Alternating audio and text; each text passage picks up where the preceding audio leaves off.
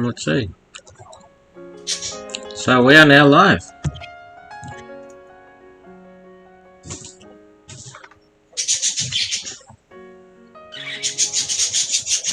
How many people are watching?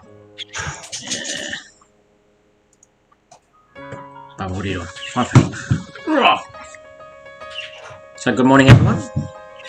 Or good afternoon or good evening, depending where you are. Good morning, Joel. How are you? I'm good. How's your little Chi-Chi going? She's doing good today.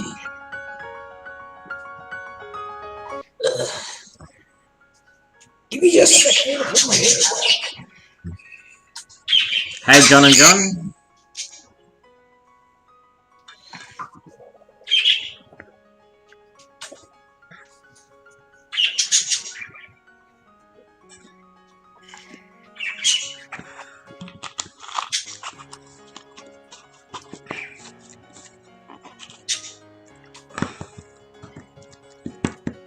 Hey Marty, enjoy work.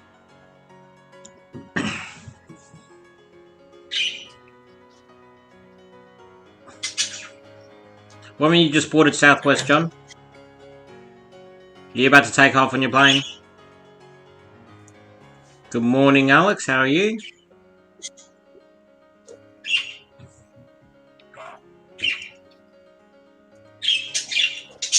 Can I say hello? Hi, little one. You're just happy sitting there, aren't you? 10 people watching already. Jeez.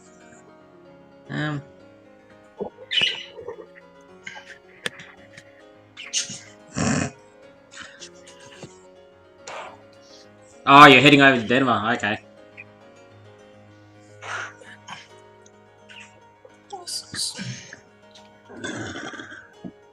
Oh, that's nice, Joel. Yeah, it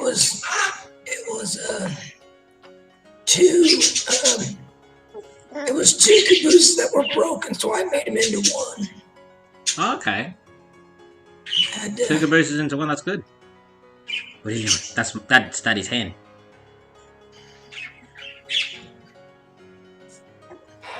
I had to make this part back here because it was totally missing.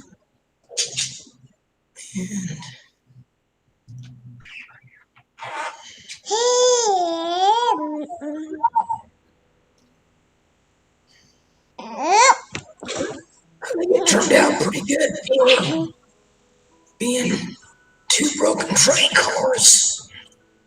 Yeah, no, it definitely did. For anyone who is watching the show, feel free to jump on.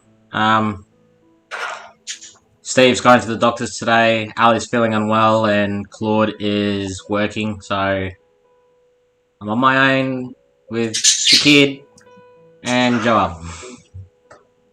So if you want to jump on, have a chat, let me know. I'll put the link in the live chat. Hi everyone. This is my main build right now.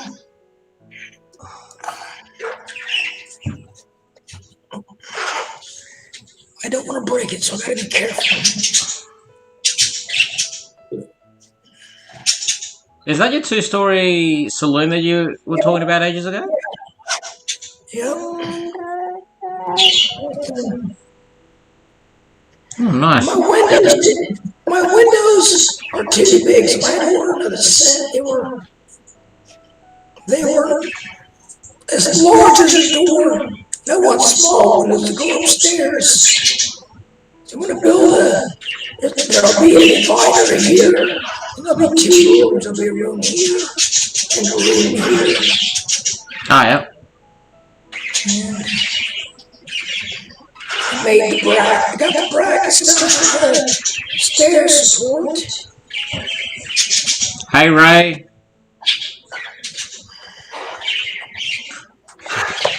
Is that Mum? Is that Mum? Has Mum just got home?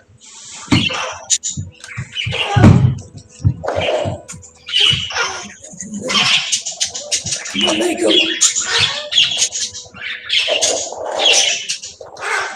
a little, make like that kind of a porch area for it. Little pedestals. Oh, yeah. Working on the saloon part of it. I've had more of this done, but like I said, the windows didn't fit, so I can't do nothing until they come in. But I'm making the saloon part in here. I'm making a little bar and make a little chair. I got chairs and I got to get me some figures that are sitting down so I can make it more like Yeah. give it some life. I got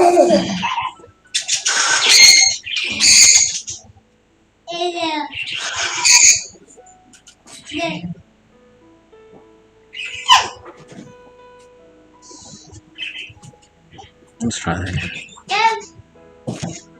Ray Bobo with his dad jokes. Looking for an author of books about dinosaurs.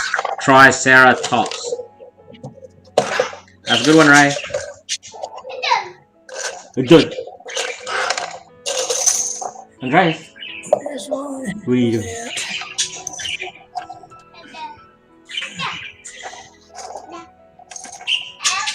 Yeah, guys, let me know if the internet's a bit choppy on my, in the upload, because I know the internet's been very iffy the last couple of weeks now.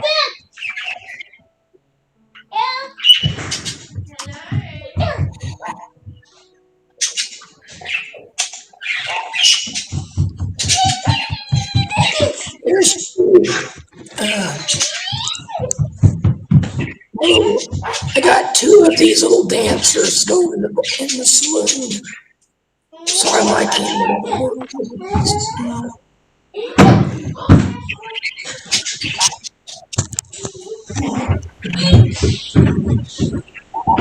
I really didn't think he'd still be awake.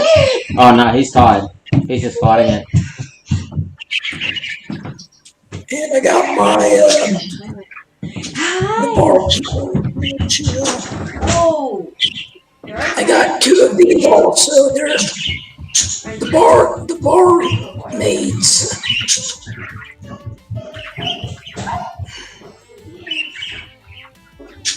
Oh yeah. I got two of those. I got a lot of figures, but I'm gonna make those. I gotta cut the things off the bottom so I can just glue them into the bar. And it's just I got a little bar and little dancers, and I got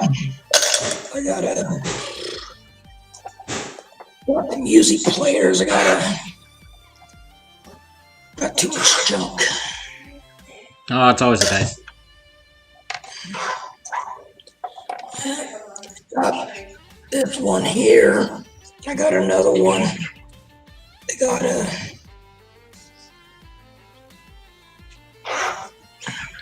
but he's got like a little harp thing, and the other one's got a little guitar. So I'm gonna have them in the corner playing music with their little tips or donations. I was gonna say, you can get circuits that do play a little bit of a jingle. So I'm not having feedback, am I? Sorry? I'm not having feedback, am I? No. Okay. No, I was just saying, like, if you're gonna have a little band in your saloon, you should get one of those circuits that actually play like country music and whatnot. Yeah, I was trying to think of like a synth or a button. I like to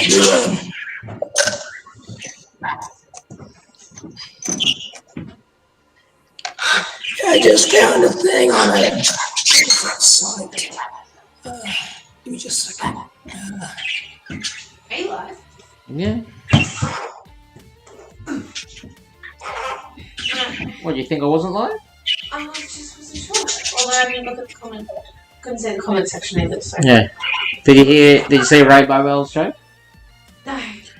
Looking for an author of books about dinosaurs. Try Sarah Tops. Yeah, I've tried those. Brachiosaurus. See, he's tired. Oh, yeah. What are you gonna do? You gonna put him to sleep first? Oh, yeah. Okay, you do that. Put it this way. 3 times I had him laying in the bed, and as soon as I took the second arm out, and I got off the bed, he stood up, looked at me, and then got off the bed. And I was like, Yeah, the place is called Citadel, and they make like D&D fish. They have a box of skulls. Put some skulls around my layout.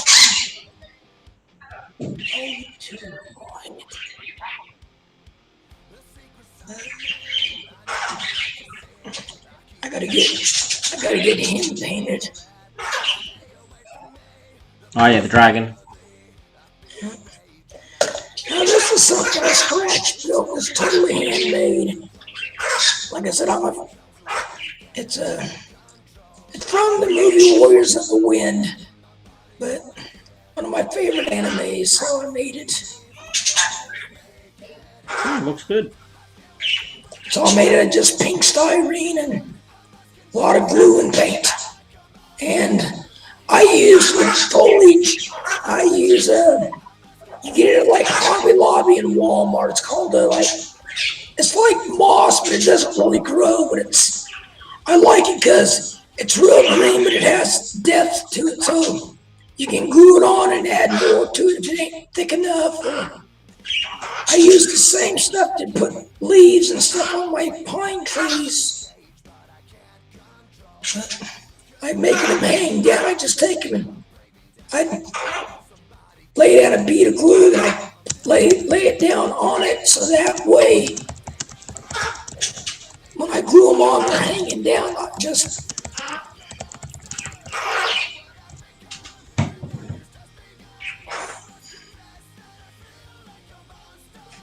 And I enjoy making stuff. You guys have been an influence on me a lot. So. Yeah. Hang on. What was William saying? William. What do I use to clean track that's non-alcoholic? Will, I just usually use a track rubber or my track cleaning cars. I've got a Aztec stone roller. I've got the Tomix cleaning cars, you know, the ones with vacuum. I've also got CMX brass track cleaning car as well.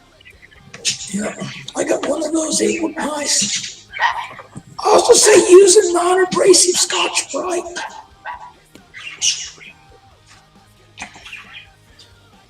That's why I use the track rubber, just to get the heavy stuff off, and then like the Aztec stone roller, because it is stone, it's just rolling on the track. It's not actually scraping against it. Yeah. So all it really does is when it hits the metal, it's just rolling on the metal. But when it hits a bit of dirt, it kind of just gets caught on the dirt and scratches up the dirt, and eventually just picks it up.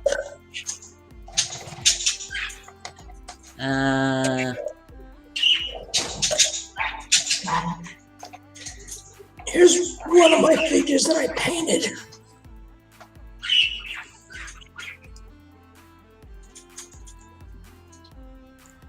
Oh, nice. Actually,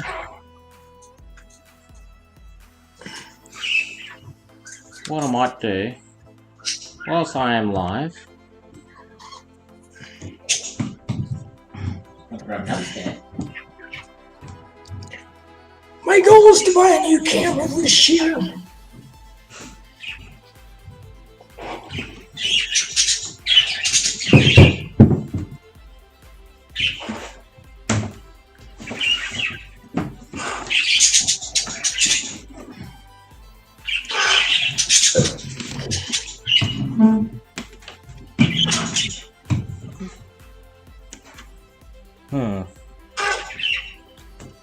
back in 2 seconds.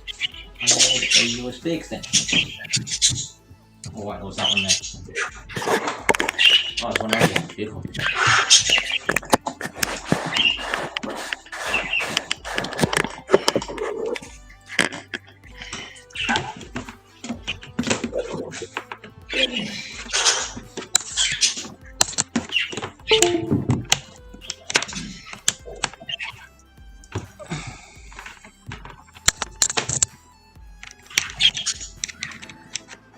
So whilst I'm live, I will do some photography. Okay, John, take care. We'll talk to you soon.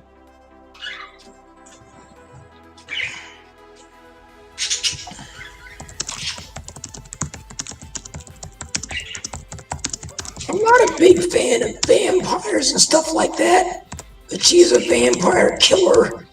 And I bought her just because she has a prosthetic leg. And because I got prosthetic, gotta have her.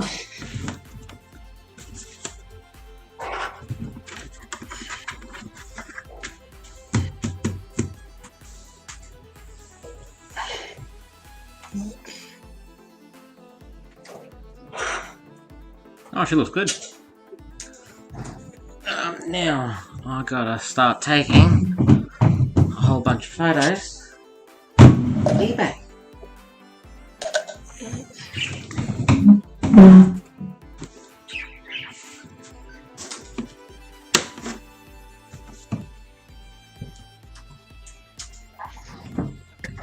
Just in case you guys are wondering. No, actually. And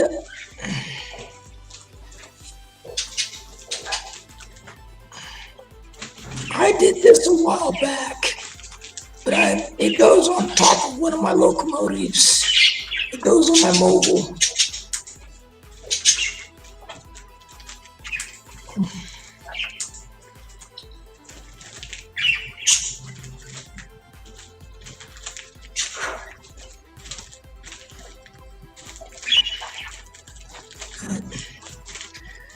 I like putting little details on my paint miniatures.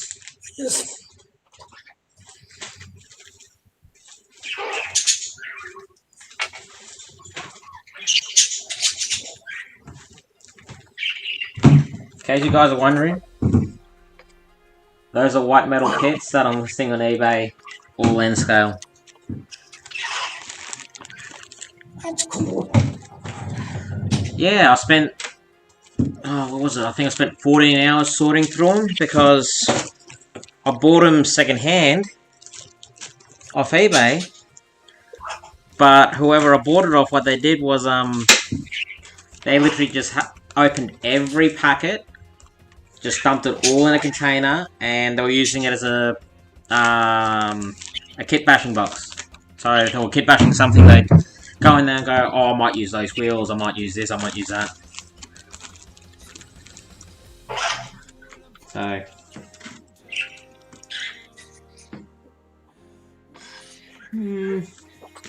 maybe I'll use the black. The black might be a better option.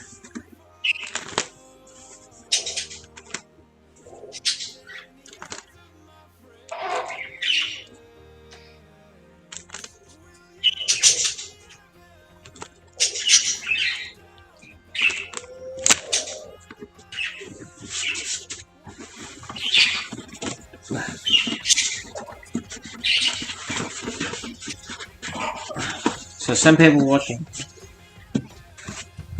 So who else is watching the stream at the moment?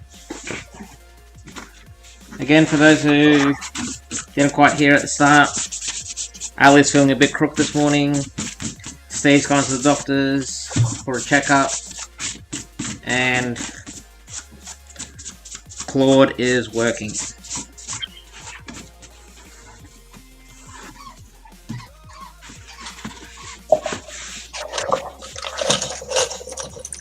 Hey Will, are you at home or are you at work?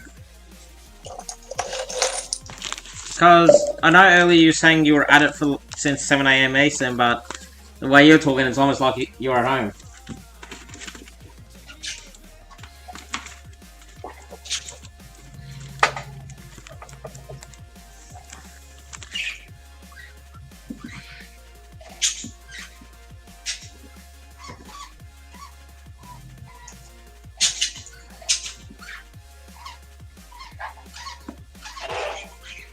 Drago.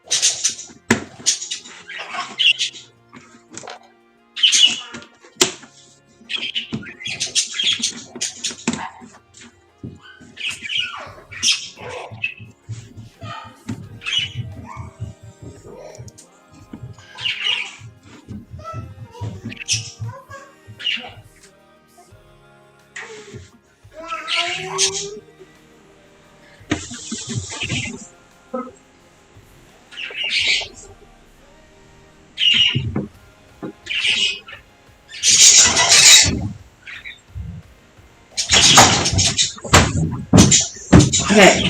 Good night, Dad. Good night. Stop picking nose. No, he's giving himself a blood nose on both nostrils. Stop it.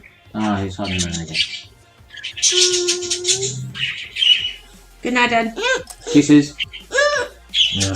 You sure it's tired? No, honey. You're not seeing him rubbing his eyes.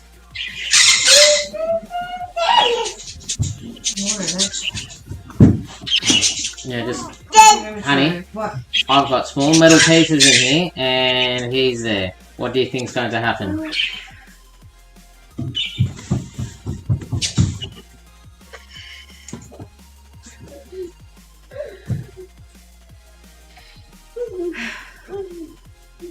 Literally, I cannot help you. Fine. Fine. Just wait for what?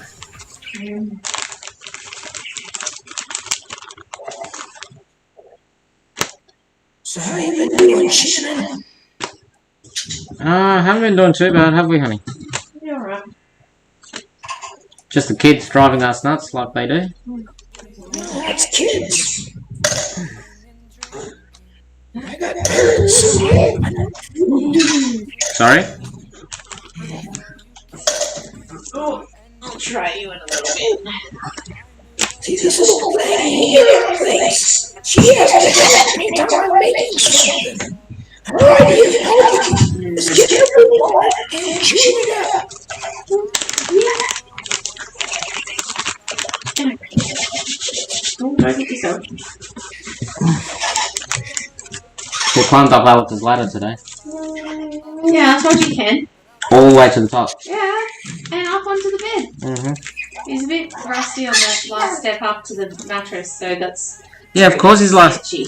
Yeah, he's rusty on it because the ladder was about to fall off. Oh, Did you not see the sticky tape all ripped up? no. It was fine when I saw it. It's been ripped for a while, honey. Alright.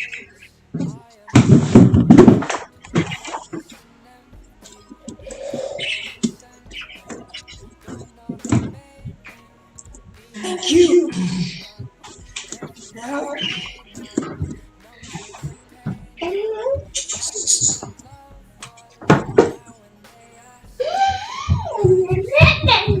Hey, caboose again.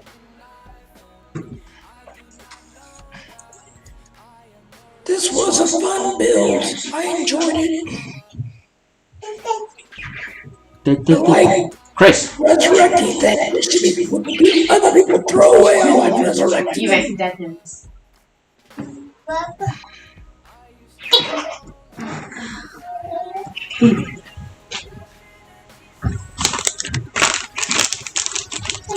I like my trains look. Holy crap. I don't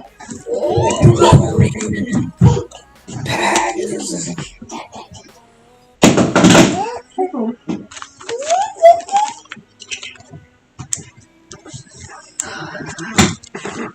Can I turn that thing on, or is it going to annoy you too much? Turn what on? The remote. It's gonna annoy me. The trick was to get the wall. I had to cut body pieces put together so it lined up. What was that, Joel? I didn't quite hear you. Well, when I built it, the trick was to make the cuts where when I lined it up, you could hardly see them where I put it together. I think I did a pretty good job. The roof, I used putty and stuff, but the body I just glued together real good. Took a file and made sure it all fit. I had to take the ball frames and make them line up. Try to keep everything square.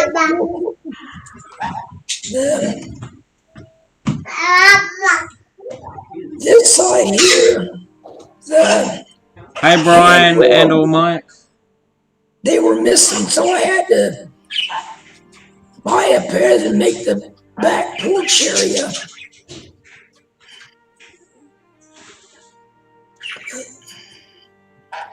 I was lucky at the last train show. I bought a bunch of couplers. I just bought some coupler boxes so I can make some train cars. So I want to make the pony back there. I want to make it where it has some little cars to go behind it.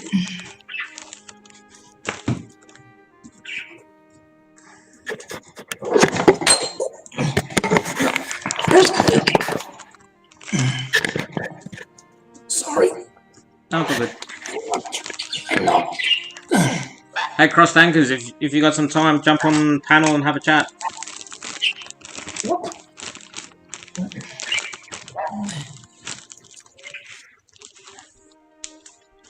A little 40 I bought from a person, and I weathered it and aged it.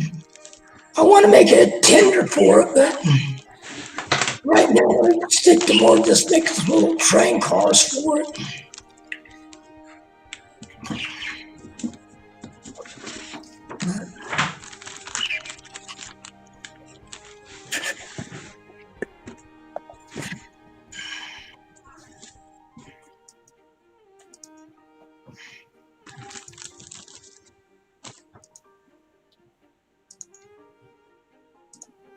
Hey, Jason.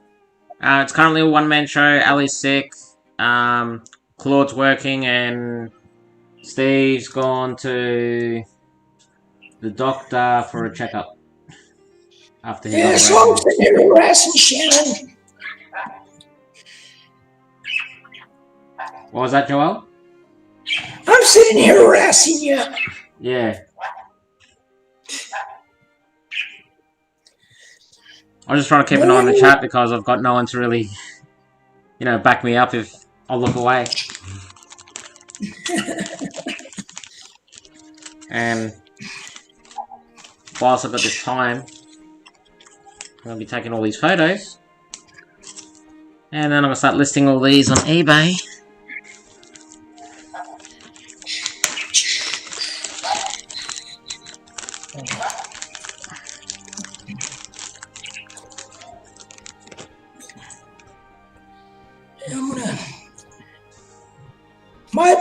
So what all did you get?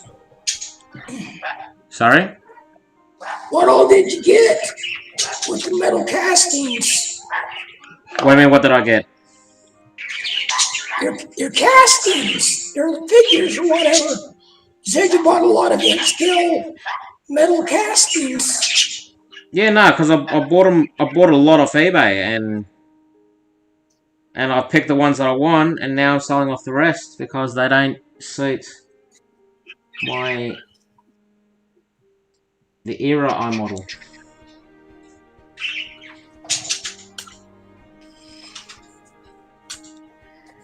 And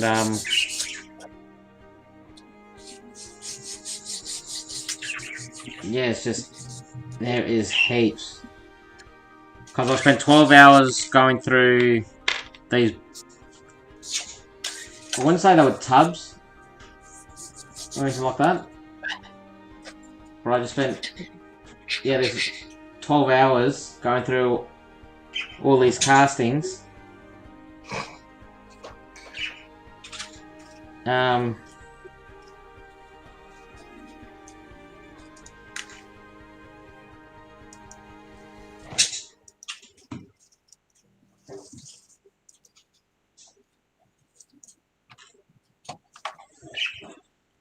I spent 12 hours going through all these castings to make up the kits. So literally going through every single part individually and going, okay, those parts go to that kit, those parts go to that kit, those parts go to that kit.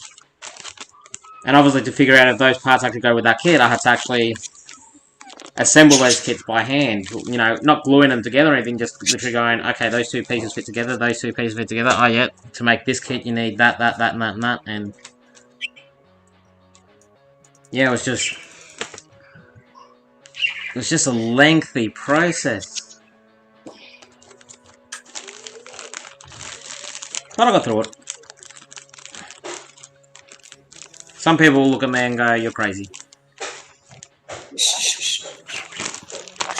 No. All artists are crazy. Yeah. To give you an idea, there's about 7 pounds worth of white metal. Woo! 7 pounds of white metal that I went through.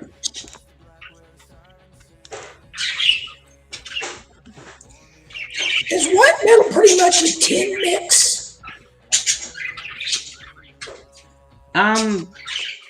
Yeah, like the old white metal kits used to be lead.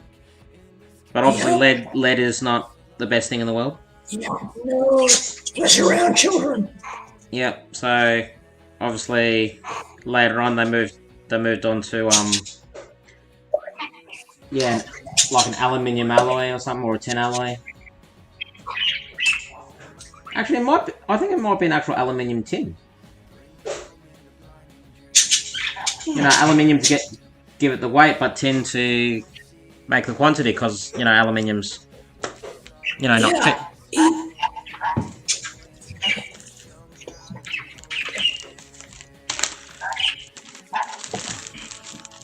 You good? You doing good? I've got a lot of vehicles, Will. A lot of vehicles. Pretty much got next... Actually, no, it pretty much is all vehicle stuff. Like, literally no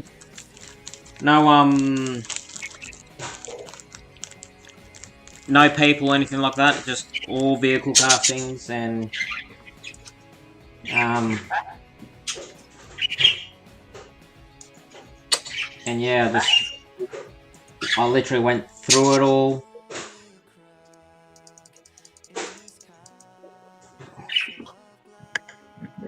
Yeah, I went through it all, and now I'm listing them all up. Like there were a few in there that I wanted for my layout. So, like, one of the things in there is if anyone's familiar with the movie Duel, with that big petrol tanker, you know, trying to, you know, the one trying to, Yep. I just lack of a better term, kill the other character with his, you know, with his 1940s, 1950s truck. So I've literally got the exact truck, the exact tanker, and I am confident I've actually got a small orange car somewhere in my collection. So it's a butterfly beat. Yeah, so I'm gonna one of it. What was that, sorry? I ordered an O-scale truck of it. Yeah. I found the tanker at Hobby Lobby. Hey, morning, Dave.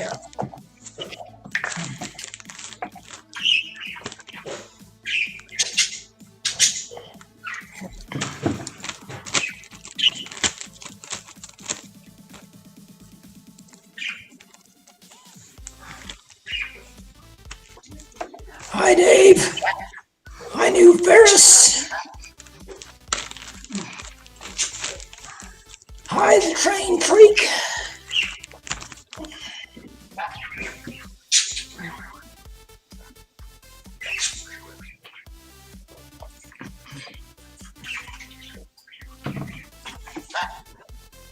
Holy cow. bite me. Don't you bite.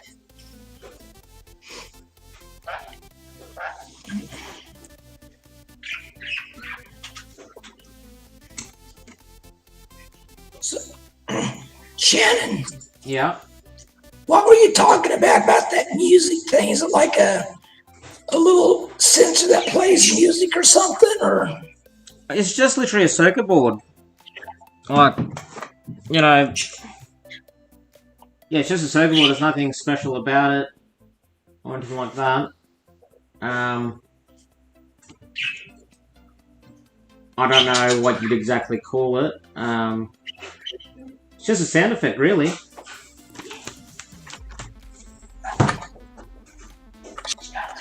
You know, literally, like, it'll come with the speaker, the circuit board, and you just gotta connect it up to power.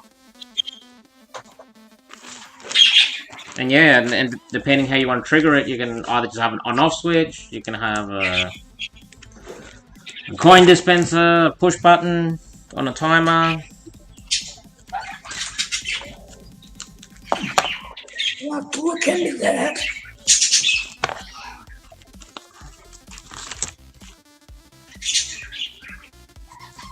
Uh-oh, boss is in the building. Da, da, da, da, da, da. Jason's getting in trouble.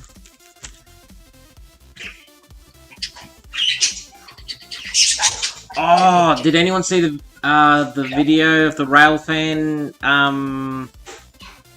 auto rack derailment, which I think happened Monday. Wow. Nope. Did you hear about that, Joel? I didn't hear nothing about that. I bet my friend, but he keeps track of train stuff pretty good. I bet he knows. Yeah, so like you got the YouTube channel Rail Fanning, and yeah, like obviously they were just watching a video. You know, someone's just watching a video live on the rail fanning thing, and there was a guy down below, you know, doing some rail fanning himself with his own camera. And then all of a sudden, all you hear is the grinding of metal, and then you see the two, I think they were SD70s, just kind of go to the left a bit, and then just go, and tip over.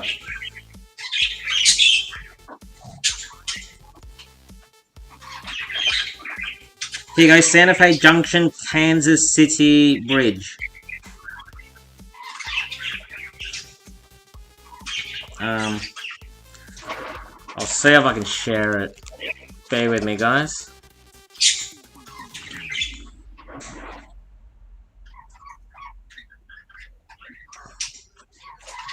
Where are we? Where are we? Where are we? Wrong chat.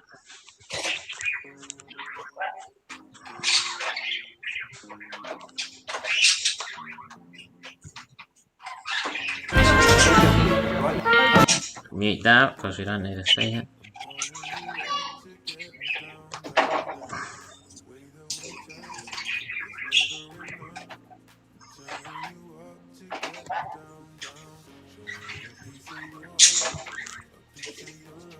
Now have a look at this, guys.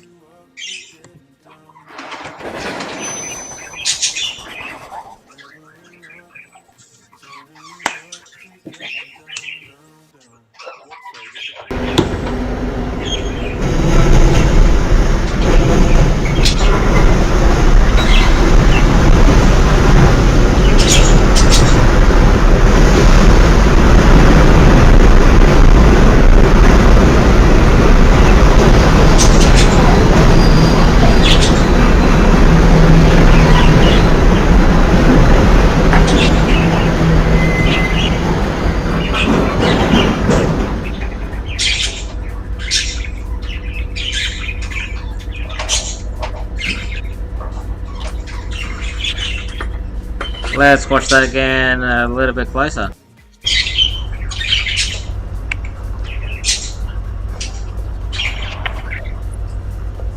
Where is it? Where they do a close-up of it. Hi, Steve. Hello, Joel. Wow. That's in Kansas City? Yeah, Santa Fe Junction. I know where that's at. I've been there a few times. Yeah. But here's the thing, you look at the start of the video. It's not real, How, man. how lucky is that guy right there to have captured it on his own camera? Yeah.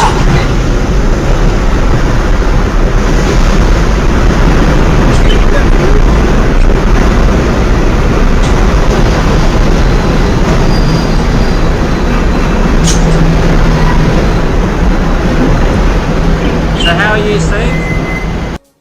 You got me for about 20 minutes, maybe 30 before I gotta go. Nah, it's not a worry. Yeah, how's everybody this morning? I'm Yeah, good. not too bad. Show my train cars.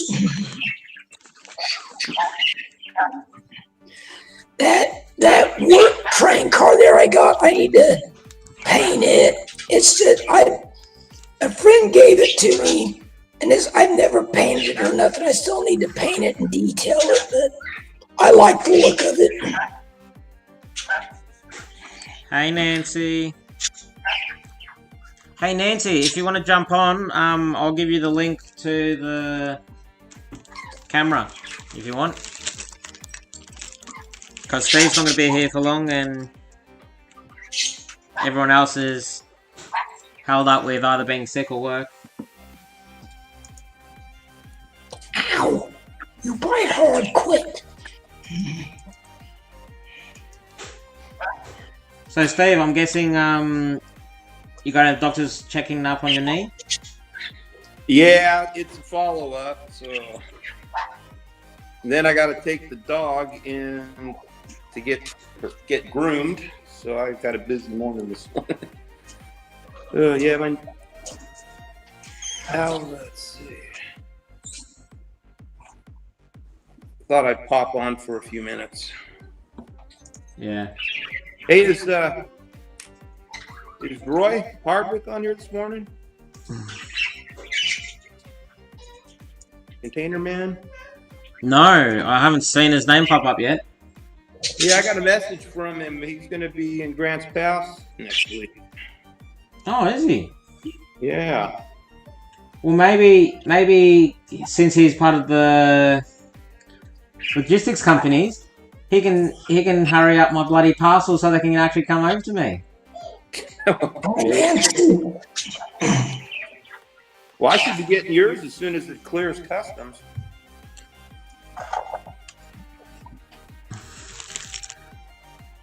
Yeah, Steve. Yo. I'm pretty sure for my parcel to be sitting at LAX for over a week and a half is long enough for it to go through customs. I would think so. Has it been down there for a week? Week and a half, yeah. Jeez. Like, you know, obviously, you're telling me and a couple other guys are telling me everything's happening because of the elections or something, which I don't see why that would affect it, but... Oh, it all political. I'm not blaming elections, I'm blaming D-Day. Yeah. Like, for the fact that it's still in transit, Steve, is there any way I could change it over to UPS? You know, I've been getting messages about these fast track ties that I ordered from UPS, and it came on exactly the day they said it would. Which is crazy. Hello, folks. How are you? Hey, Nancy, how are you, beautiful? Nancy. Let me get some better light going. Oh, come on, Nancy. I thought you were one of the women of mystery.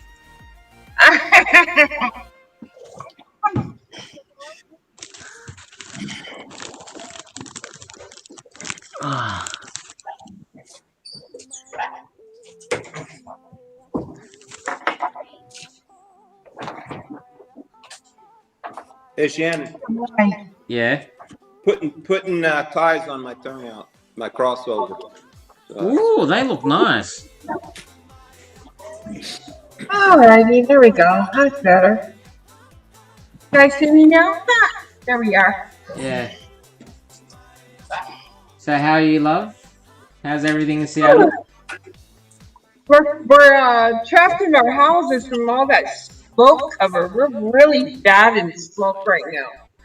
Yeah. I've got a friend over in Seattle, and she's complaining about the smoke, and I just keep telling her, like, I'm just like, honey, that's a common occurrence for us every year. So, Yeah. you know, I completely understand where she's coming from. And where you're coming from. I mean, it is horrid. Because you're not allowed outside. You pretty much have to, you know, try and run the air conditioning with the, with the brand new filter. And you have to change the filter out like every week just to keep the air clean.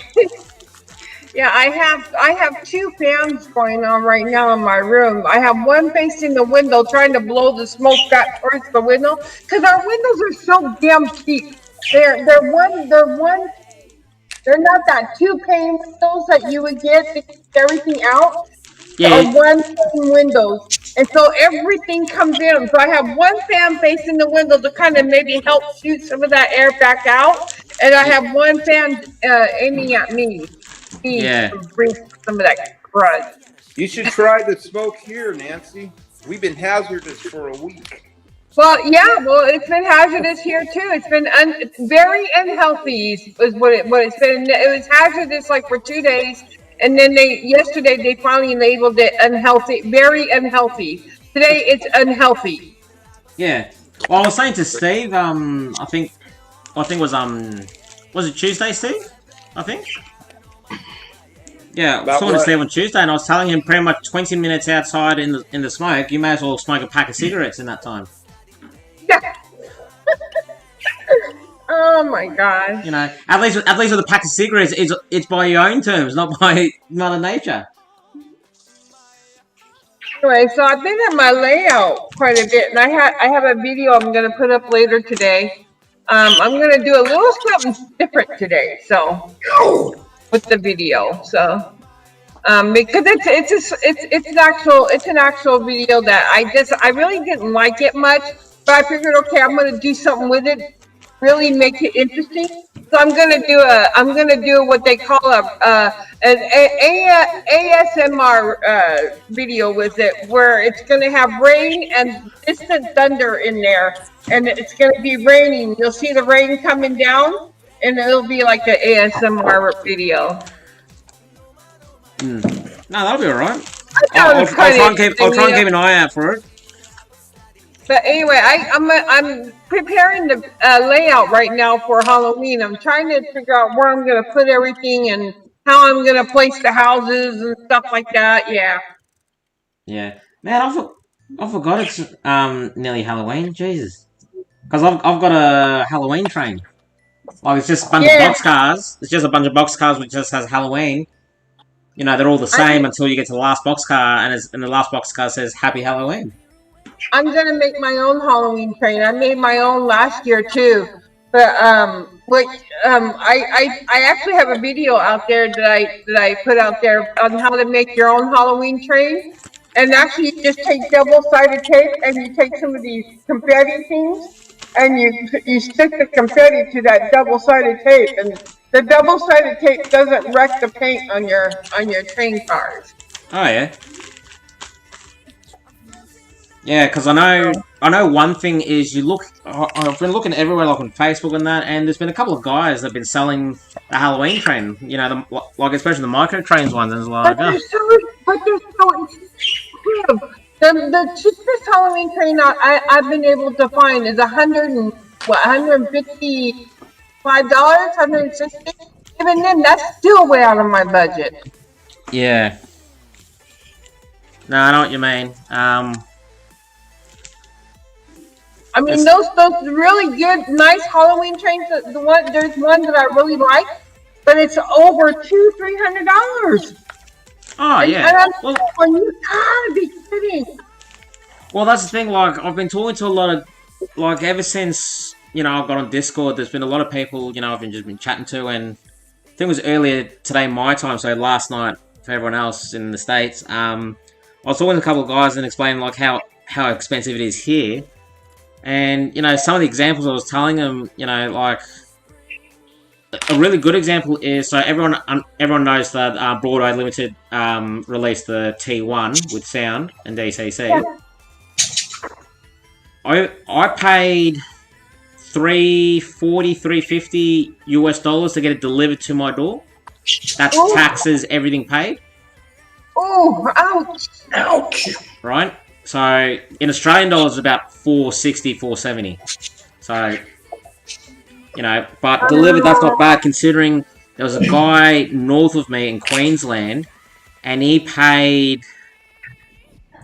What was the math? Yeah, I think this. I think he pays something like. For that kind of money, I'd want to make my own. I think the train I was looking at was like $289 or something like that, and then they wanted like an extra $50 just for a shipping charge. Oh, is this through Trainworld? Taxes on top of that. Was that through Trainworld? No, it's the Amazon. Oh, okay, because I went through Trainworld, and Trainworld basically said, you can either choose this courier, this courier, this courier, or there was an option that said, we'll choose the courier for you. Alright? So, which is obviously them, going through each courier, getting quotes, and then picking the cheapest. So there's a little bit of, work around it to get it done. And that came with like a $50, a $50 charge. But, for the fact that I don't know the exact pricings and what companies are available in the States, I've just gone, bugger it. But 50... why is freaking InSkill more expensive than HO? It's a smaller train, so you would think it'd be cheaper? No, it's not that. It's the tooling. That's what gets them. It's the tooling because any locomotive, it doesn't matter what locomotive. It could be a JP40, it could be the T1, the G-Tail, Big Boy, anything like that. If the company who's making them starts making the tooling for it from scratch, that tooling alone costs between, like a JP40, it's 20 grand for the tooling. For a Big Boy, you're probably looking at about 45 grand. Yeah, liken it to making sneakers. I mean, why are kids' shoes as much as grown-ups? Because it could cost just as much for the tooling for little tiny shoes as it does for big ones. So because the reason I learned that was there was an article Scale Trains released, when they first came out, and then after I think 3 months they took it down, and gave it to their paid members or whatever. I can't remember the story, but they're going through it all, and they were saying, look, this is what we're investing into it, like the tooling here, for the G-Tail, for each shell is like 18 grand, and that's for each shell. The G-Tail's three shells. You got the A unit, the B unit, and then the tender. So there was 60 grand, in just the tooling there. So, for them to even break even, they would have had to sell like, let's say they were selling them at, I think 500 US each. Wow. So, 500 US each, you'd have to sell what? 10,000 units to break even? Something like that, yeah. So you probably want to double that just to pay for the tooling, the labor to put it together, the paint, materials. So... But they were lucky because when people did the pre-orders, they had like 100,000 units ready to go. So they were well above paid everything off, plus some. Right? Yeah, and now they've done a second run, which went good, and and that's why when you look at like Kato and Atlas, doesn't matter what brand.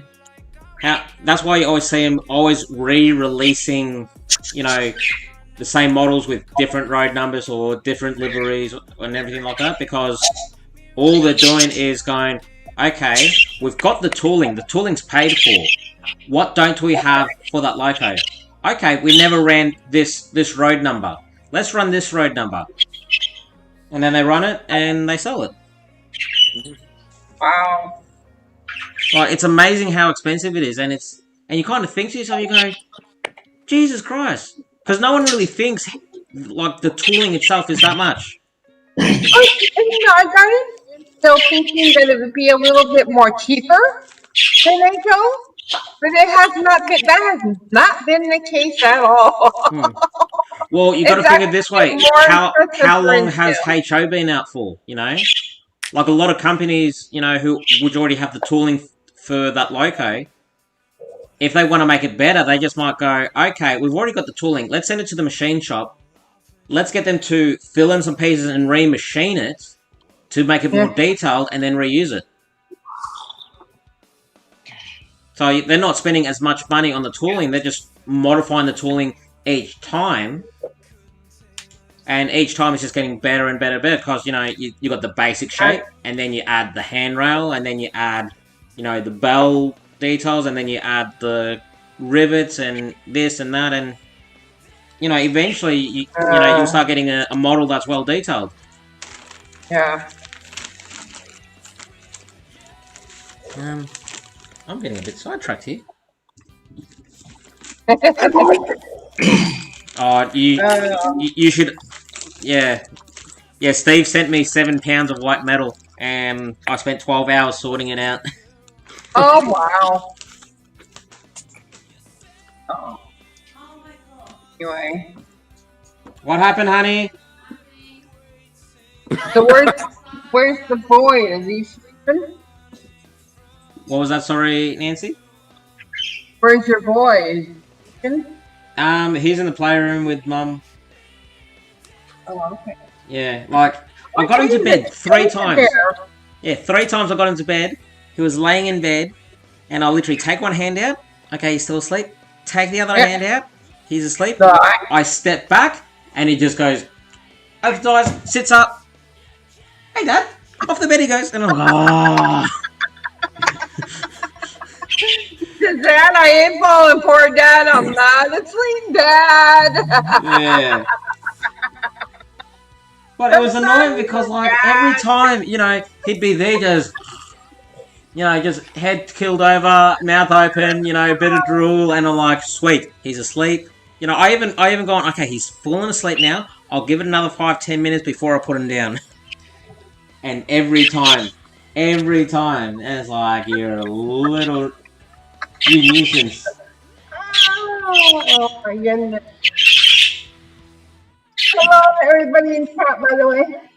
Yeah, let's see, we got Mike from Crossed Anchors. I know Crossed Anchors was in there. Dave BNSF. Hey, Dave, Mike. Hi, Dave. Can't remember who else is in there now. Gee.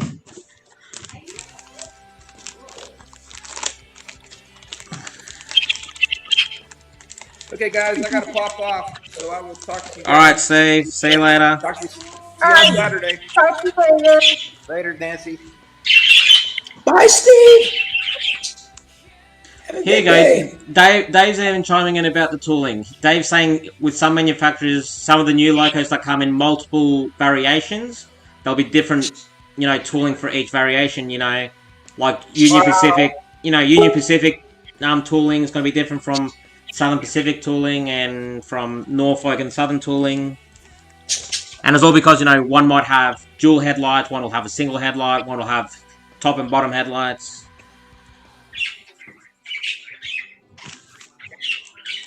Yep. Wow. It just gets crazy. It just gets absolutely crazy. And, you know, and then when you know, countries like Australia and England, you know, like, we pay, like, the company will pay for the product plus shipping. Right. Then they'll pay for the taxes for the total of the price and shipping. Then they have to pay Australian taxes on top of that. alright? And then when they receive the product and they start selling it, they have to then add taxes on top of it again to sell it. So when you think about it, you know, just in taxes alone increases the value by like 50%. It's literally highway robbery for us. And it makes it hard for us to sell things back overseas secondhand because, you know, a lot of our prices are premium, in a sense. And I think that's half the reason why the prices of models keep going up and up and up, because, you know, people in the States are seeing what they're worth in Australia and they're going, oh, there's a few people selling it at this price, so I'll sell it at that price. And it just keeps leapfrogging from there. That's my theory anyway. Whether it's right or wrong, I don't know. And,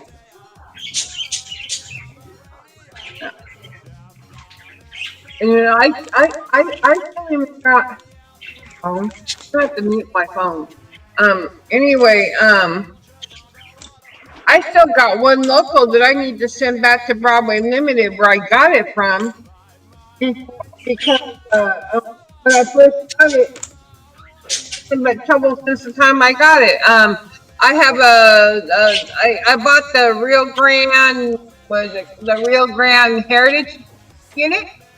Yep. And it has been nothing but trouble since I first got it from them. So yeah. I'm going to send it back to them for repair. Yeah, that's the one thing that scares me with BLI, because, you know, I'm here in Australia, and for me to ship something out to get repaired, you know, it's going to be $35 that way, and then it's going to be another $35 this way. Yeah. You know, so every time I send it out to get repaired, I may as well just pay $100. Yeah. So I was hoping that I could just take it to my local hobby shop and have them repair it, because it only costs like $18 to get it repaired over there. But and then plus whatever you have to pay for parts. You know, if they have to put in a new part or something like that, then you have to pay for that part on top of the $18. But anyway, but I was hoping I could just take it to my local hobby shop, but no, the damn showstopper has got it closed up, so can't do that. Yeah, nah, that's the same with us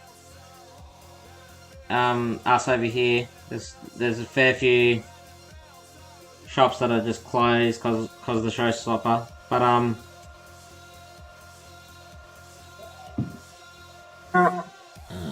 on. But everything has to be so hard. Why? Oh, it's bugging me a lot because I've still got parcels over in the States that Steve has sent. Like, some of them he sent earlier this week, but there's one he sent maybe I think a week and a half ago. No, actually longer. He sent it about 2 weeks ago, but it's been stuck at LAX airport for a week and a half. Easy. All right. And I'm just sitting there like, when is it gonna move? When is this package gonna move and start coming to Australia? Right. So, but all I can really do is just bitch about it. It's not gonna change anything. That's all we all can do, you know. Yeah. Hey, you never know. Maybe us bitching on a live stream on YouTube, it might go, oh shit, we're getting some bad feedback.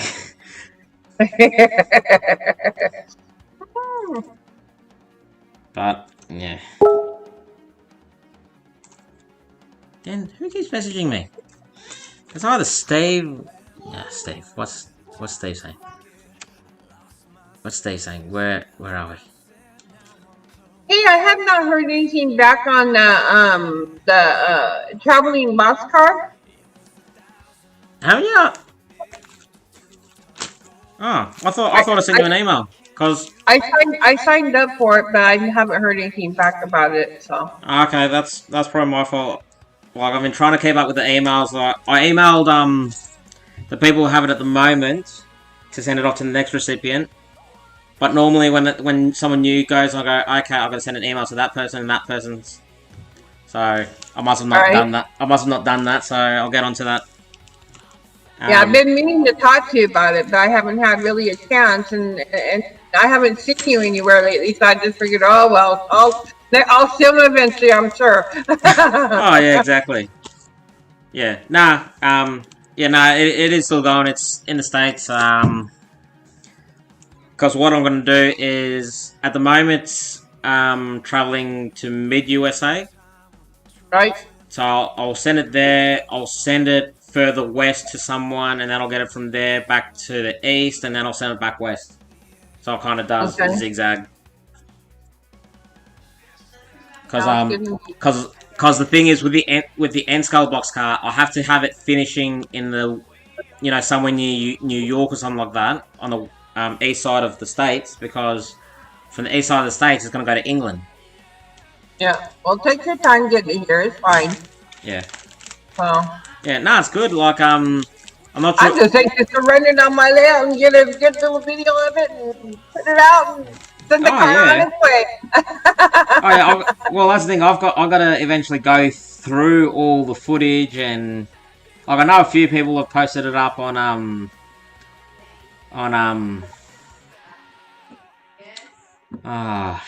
forgetting the name of posting it up on YouTube, and like some people have sent us emails with photos and that, which it's great, but I'm gonna have to go through it all and then and go copy, paste, cut, copy, paste, music over the top, copy, paste, bunch it up together, more music. And then we'll have to do a live show, or maybe a couple of live shows where we go through the book, and read every message that's in there.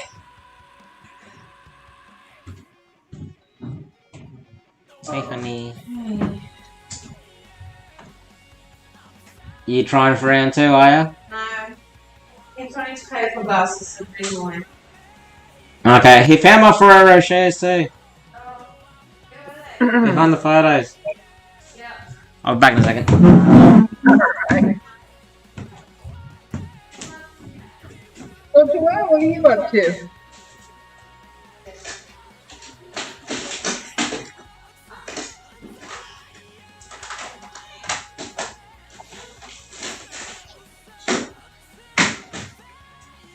Nope.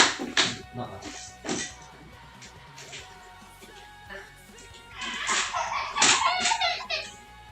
You're okay, Andreas. No, I took something off him. What did you take off him? Oh, Wait a second.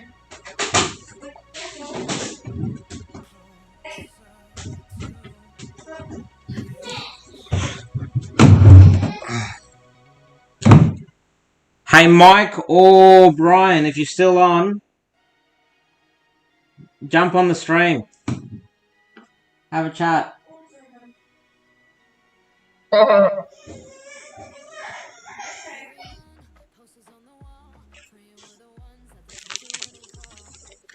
Hey, what era do you model in, Nancy? I'm modeling Instagram. No, not what scale, what era, like 1950s, Oh, 60s? I'm doing about anywhere from 40s to 50s to 60s to 70s. So anywhere between the 40s and the 70s. No later than the 70s. Okay. But lately I've been trying to just keep it down to the 60s, actually, anywhere from the 40s to the 60s, because I love the look of that old era, and but I was born in the 60s, so that's the reason why I decided to go ahead and do the 60s, because I'm doing what I remember as a young girl growing up. So that's why I've been keeping it at that. So yeah. Anyway, but yeah, anywhere from the 40s to the 60s, no later than the 60s. I have, I think, one thing on my layout that's from the 70s, but that's about it. I only have just that one. But, everything, yeah, is early era. Yeah. Well, what I might do, Nancy, is all these white metal kits I've got here. I think there's a few things in there that are 50s and 60s kind of stuff. But see, because I'm modeling Durango and Silverton, which is where I grew up. And so, anyway, and everything down there is real old West, like type thing. And so that's what I'm really trying to model is the old, all the way to 60s era, old West, type. And I'm modeling old barns, old style barns with silos and things like that. So yeah, it's because it's what I grew up with, and those old grain elevators. Hey. I've got a few kits of that kind of era, which is like the 30s and 40s. Oh yeah. Oh, there's the boy. There's the boy. So hey, who told you I was all alone?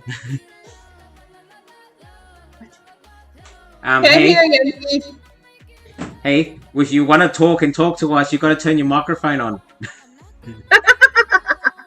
That would help you. Turn the microphone on. Heath could be abusing the hell out of me and I wouldn't even have a clue. He's like sitting there going, yeah, and you just wait till I get my microphone on. Work better. Are you on with us, Heath? I was saying I heard that I saw you were offline this morning, but I had some audio to record. And Jason, the train freak, actually texted me and said, "No one's giving you a hard time. You got to jump on there to start giving Shannon a little, keep Shannon in line." So I finished up as quick as I could and jumped on here. Oh, how lovely! I didn't realize I was loved that much. But then I saw you, Joelle and Nancy here, so I'm sure they gave you a good talking to. No, Nancy's quite nice to me until I start to talk dirty. But that's usually on Ron's stream that I talk dirty. This stream I try and keep a bit, PG because our channel's nothing like Ron's. On cam. I tried. What was that, Nancy? I said I tried to be on cam. I mean, try. That's the big word. Try.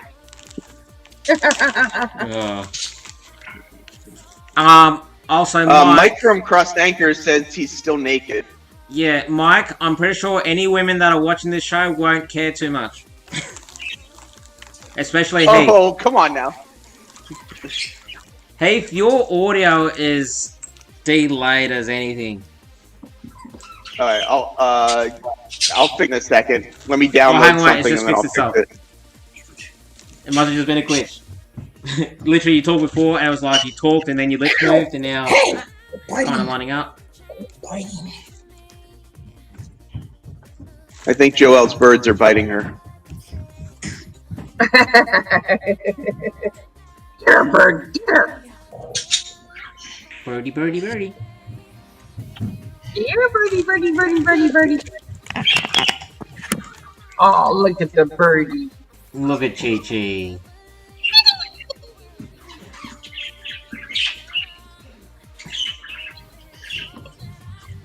Hey, Heath, I hear on Sunday, few of you guys were giving me shit and I wasn't there to defend myself at all.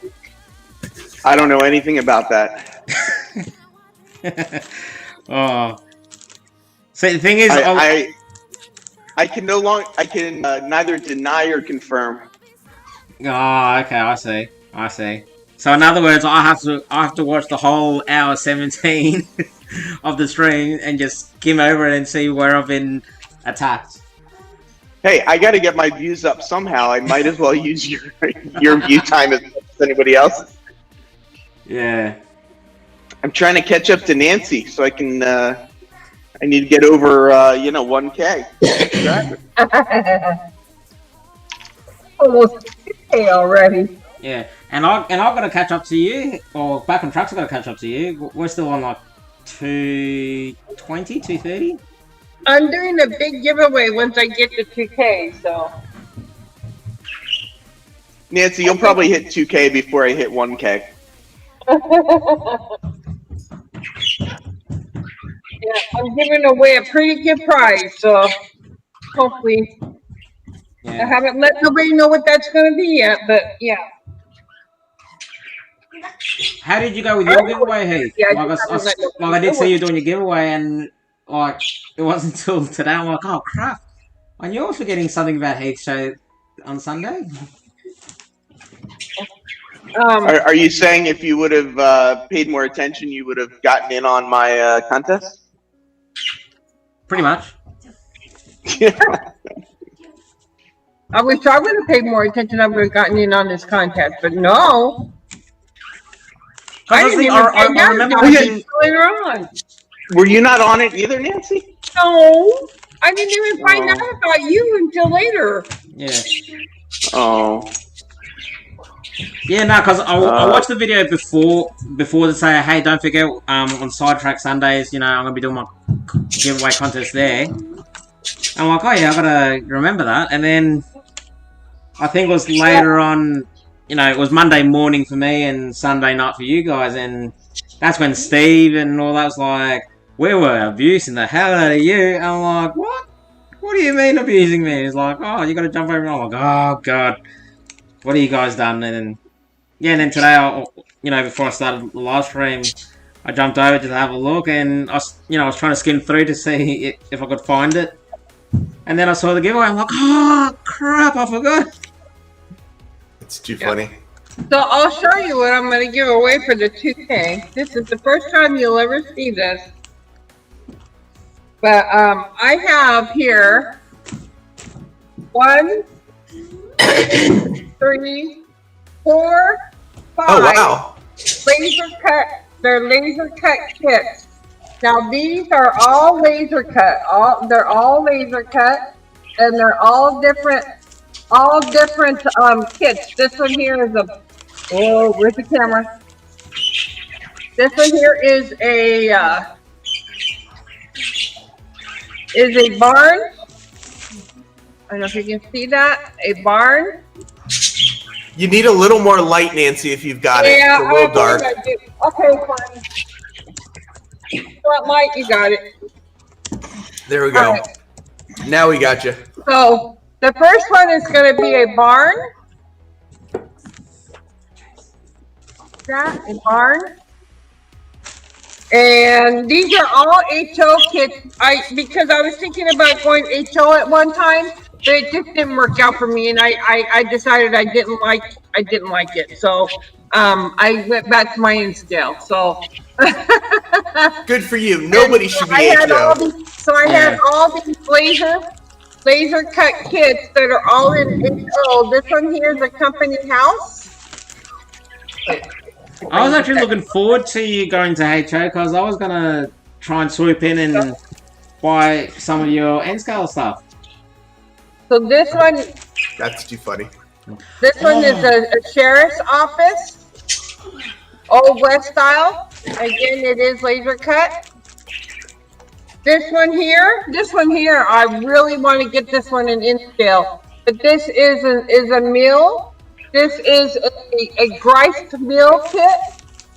Oh, nice. And then the last one is an old windmill, an old-time windmill. And again, they are all laser cut kits. But for 2K, I'll be giving, and there's going to be, since there are 5 kits, there will be, I believe 5 winners, one winner for each kit, or I might just give all 5 to one person. Who knows? but we'll see. We'll see how I do it. I'm not sure how I'm going to do it yet, but yeah, all 5 kits are here, brand new, never opened. So No, that's alright. Hey, Heath, are you part of any of the buy-sell sites on Facebook? huh? There's a guy... I stay off Facebook as much as absolutely possible. Yeah, okay, me because too. there's a guy, I reckon... Hang on. I'll tell you exactly where he is, and you can tell me how far away he is from you. The only time I ever go on Facebook is if I'm posting in one of the railroading groups, like in Roy Smith's group. Where's Charlotte, NC? Charlotte, North Carolina is south of me. It's kind of between, like, if you know where Florida is and New York City is, it's kind of in the middle. Okay. So how many hours would it take for you to drive there? 12? There's a guy selling his late father's collection. He sent, like, I asked him for the email because I wanted to have a quick squeeze, you know, see what was in there. Because I'm like, oh yeah, I might be able to buy the whole collection. There's about 8 to 10 grand worth of stuff there for sale. So you know what you do, Shannon? In the U.S., there's a website called youshipit.com. And basically it's a messenger service type of thing, but they'll do long-haul shipments. So you can get a quote from them. You can say, look, it's X amount of boxes with X amount of stuff. And they would pick it up and bring it wherever you wanted it brought to. So if the guy's not willing to ship it, no, it's not the shipping aspect. It's he doesn't want to separate it. He says you buy the lot or you buy nothing. Oh, so you want someone to see it first? No, he's got photos and he sent me a full list, so I know what's there. A lot of it's Cato, Atlas. There's books. There's woodland scenic stuff. Like there's plenty of stuff there too. Oh, yeah, but yeah, the guy Mike said, at Crossed Anchors is volunteering to go for you. Yeah, but that's the thing. Like I saw it and I'm like, if only I had 8 grand with me right now, I'd just go, I'll give you 8 grand right now. I'll get it picked up in some form way. Is it 8 grand? You know your wife's sitting behind you, right? Honey, can I dip into your bank account? Thank you. Is it 8 grand US or Australian? US? Oh god. It's so much worse. Oh, good old Heath, just threatened him with his wife. Yeah. Hey, he could have turned around and seen her for himself if he was, paying attention. Oh, Before he starts talking about 8 grand. Oh. Aren't you looking to get in a new job because you got something new coming? So I got an update today. I will be going back to work on the 29th, working approximately 4 to 5 hours a day. Mondays are off. I think he's trying to do something a bit iffy with the payments because, he doesn't want to have, what's it called? He wants to reduce his liabilities down even more, even though he's reduced them a massive percentage. Honey, get him off. So is he bringing you back part-time then instead of full-time? Or is he still the reason he's only bringing me full-time? back part-time is because there is no work. Like, literally, I have been told by my co-worker to bring in my PC racing wheel and computer, so when I rock up, I can set it up on the work TV and just play racing games all day at work. Oh my god. So literally, you could walk into the workshop and I'll be there, on a simulator, on a race car, just going, yeah, and then turning around and going, yeah, because nobody's driving as much. They're sitting at home. They're not in their cars, so nothing's breaking. Exactly. Am I sure going backwards? Oh, well. Exactly. So, like, I think she was saying They had a busy week last week. They had about 6 services last week. Which, to give you an idea, before all the showstoppables BS, we used to do between 2 to 4 services a day. Oh my gosh, it's so hot. So it's crazy. It is just absolutely crazy. And I know a couple of my friends, they live up north. They found out either today or yesterday or some point recent, they found out that their landlord is behind on mortgage payments. So the bank is not releasing the house from the landlord so they can sell it. So the bank is going to obviously try and recoup the money from the landlords when the time comes. Right. Which sucks for them because now they have to find another rental, but, you know... That's the house they wanted to buy. Oh, they want to buy? Yeah, and they're not allowed to sell it because they owe more than Oh, okay. what they're selling it for. Still, they have to find another house for rent. No, they don't. You sure? Yeah. From what I read on the message? No. You should. I'd read that message again. Alright.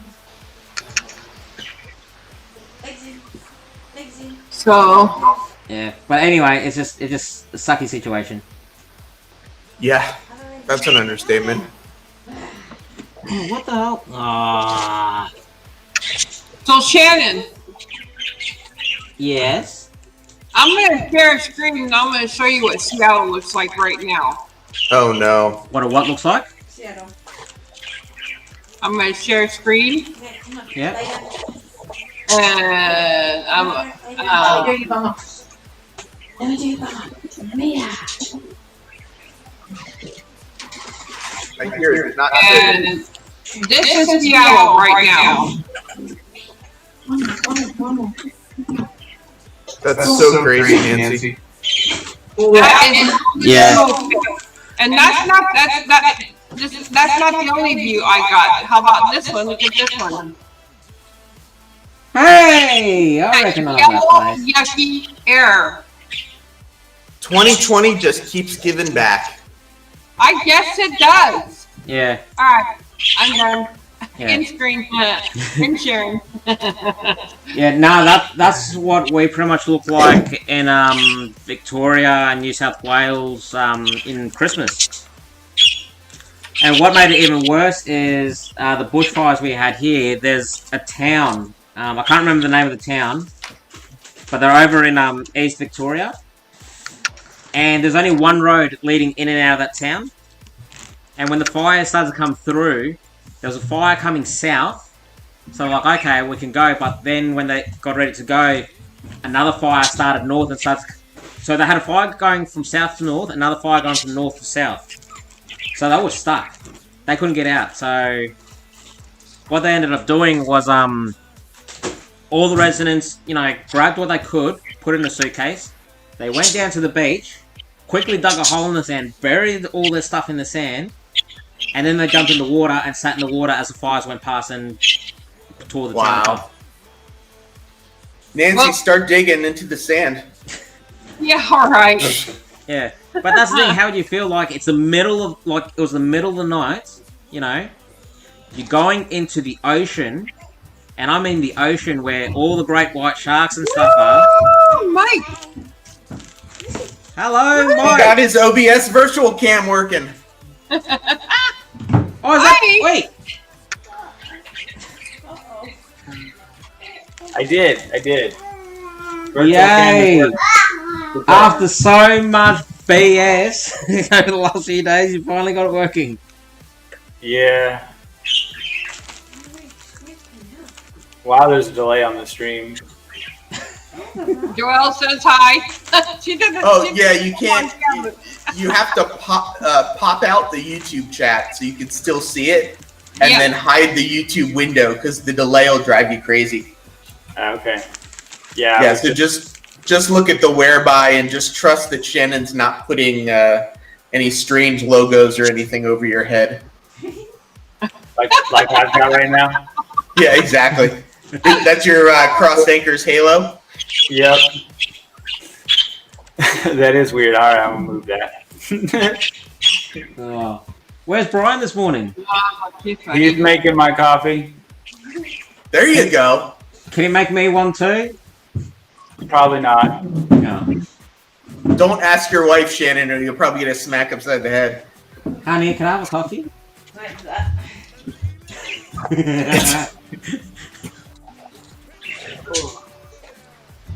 Oh.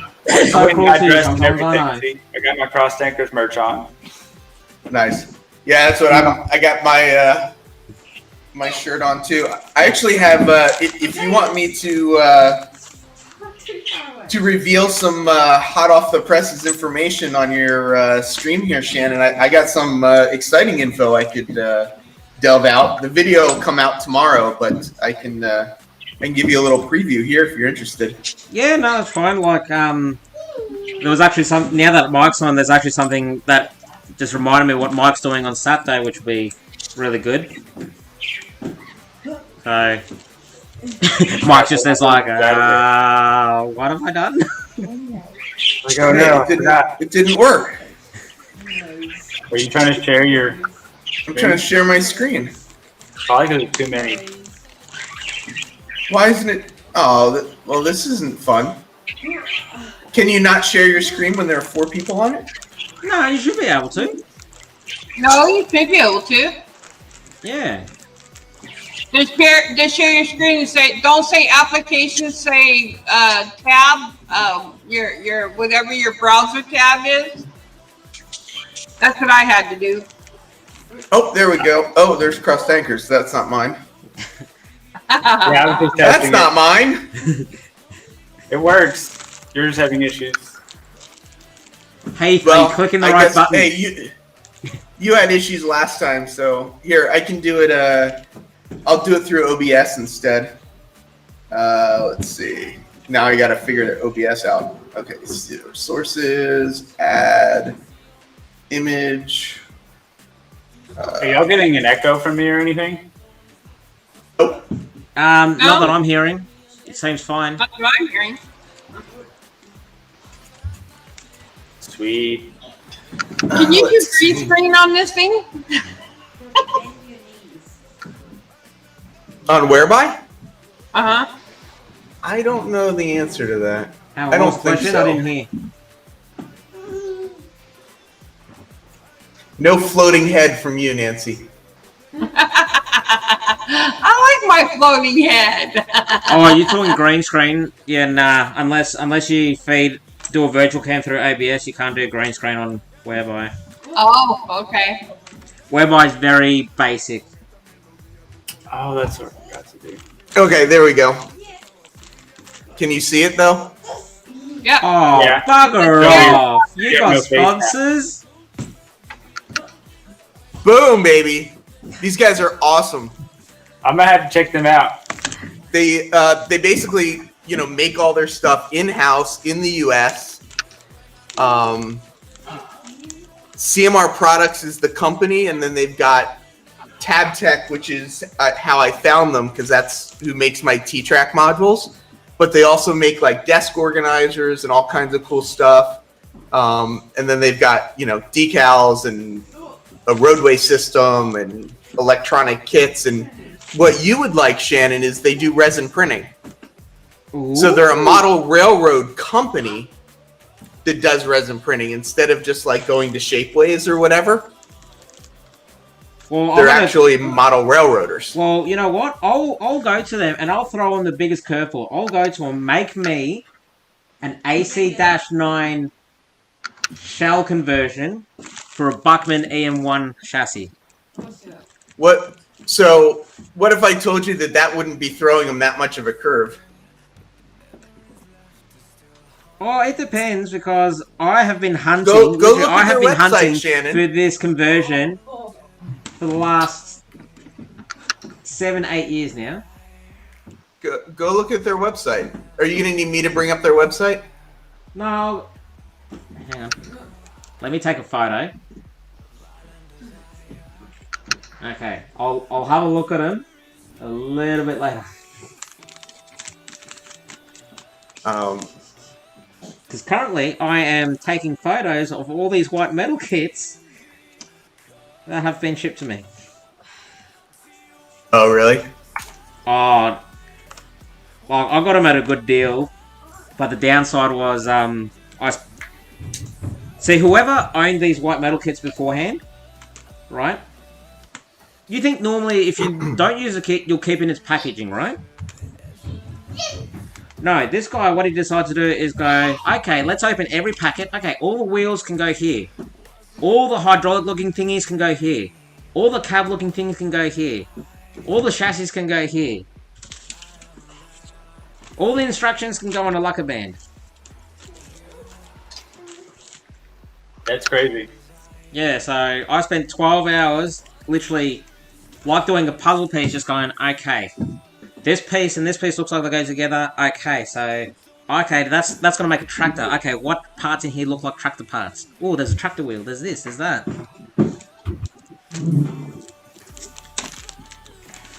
I wish this screen share would work. Maybe he's just taking his time because. Whoop. Oh, did it just work? Yep. Yeah. Whoa, okay. Look at that. So Shannon, let me see if I can find it now. This is their Facebook page, but resin printed caboose Facebook page. Oh, that's a Pennsylvania Railroad one too. Gondola. That's cool. Another caboose. This is one of their decal sets. Yeah. But here's one of their printed parts. Printed parts. I can just see what's going to happen. Brian's going to come upstairs and he's going to be like, ooh, what's something that I don't have that I want in O scale really bad? Be quiet. Well, that's what's cool too. Is they'll print it in any scale. You know, all this stuff they'll. Yeah, I'm gonna have to show him that. They're primarily printing parts right now, and that's what they're pushing. Oh, Yeah. here we go. Well, that's the thing. You start off with the parts and then you work your way up. It's like,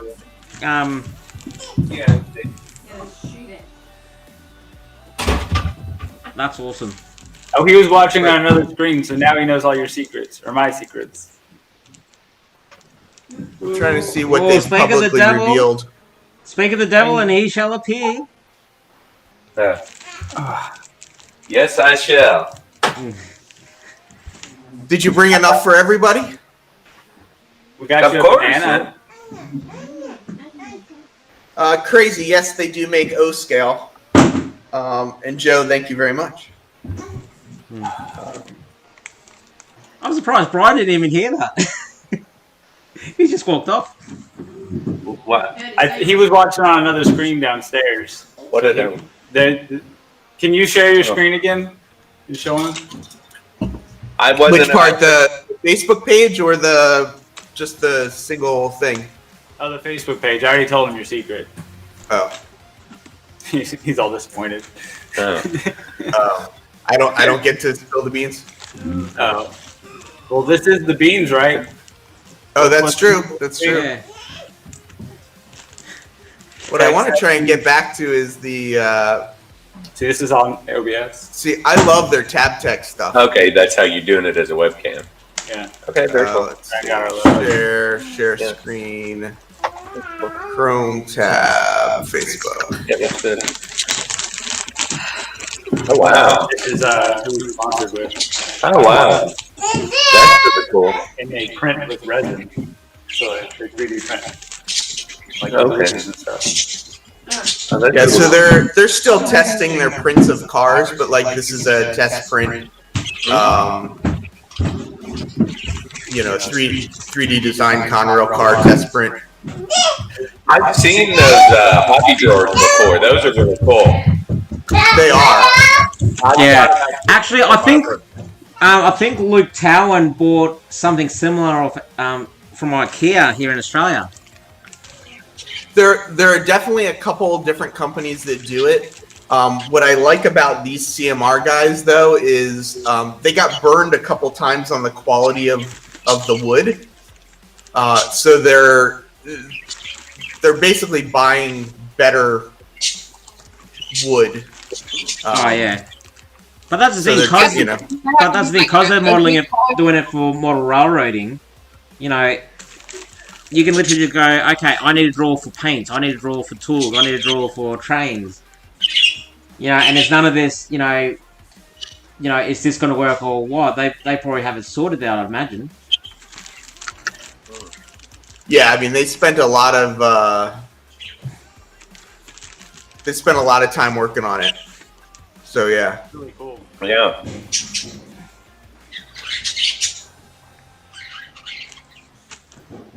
Yeah, because you have to be organized. I mean, it's like I have too many already little cups full of just screws, different screws and little parts and stuff you find on the lab going, what the hell did that come off of? Yeah, I don't even know what that is.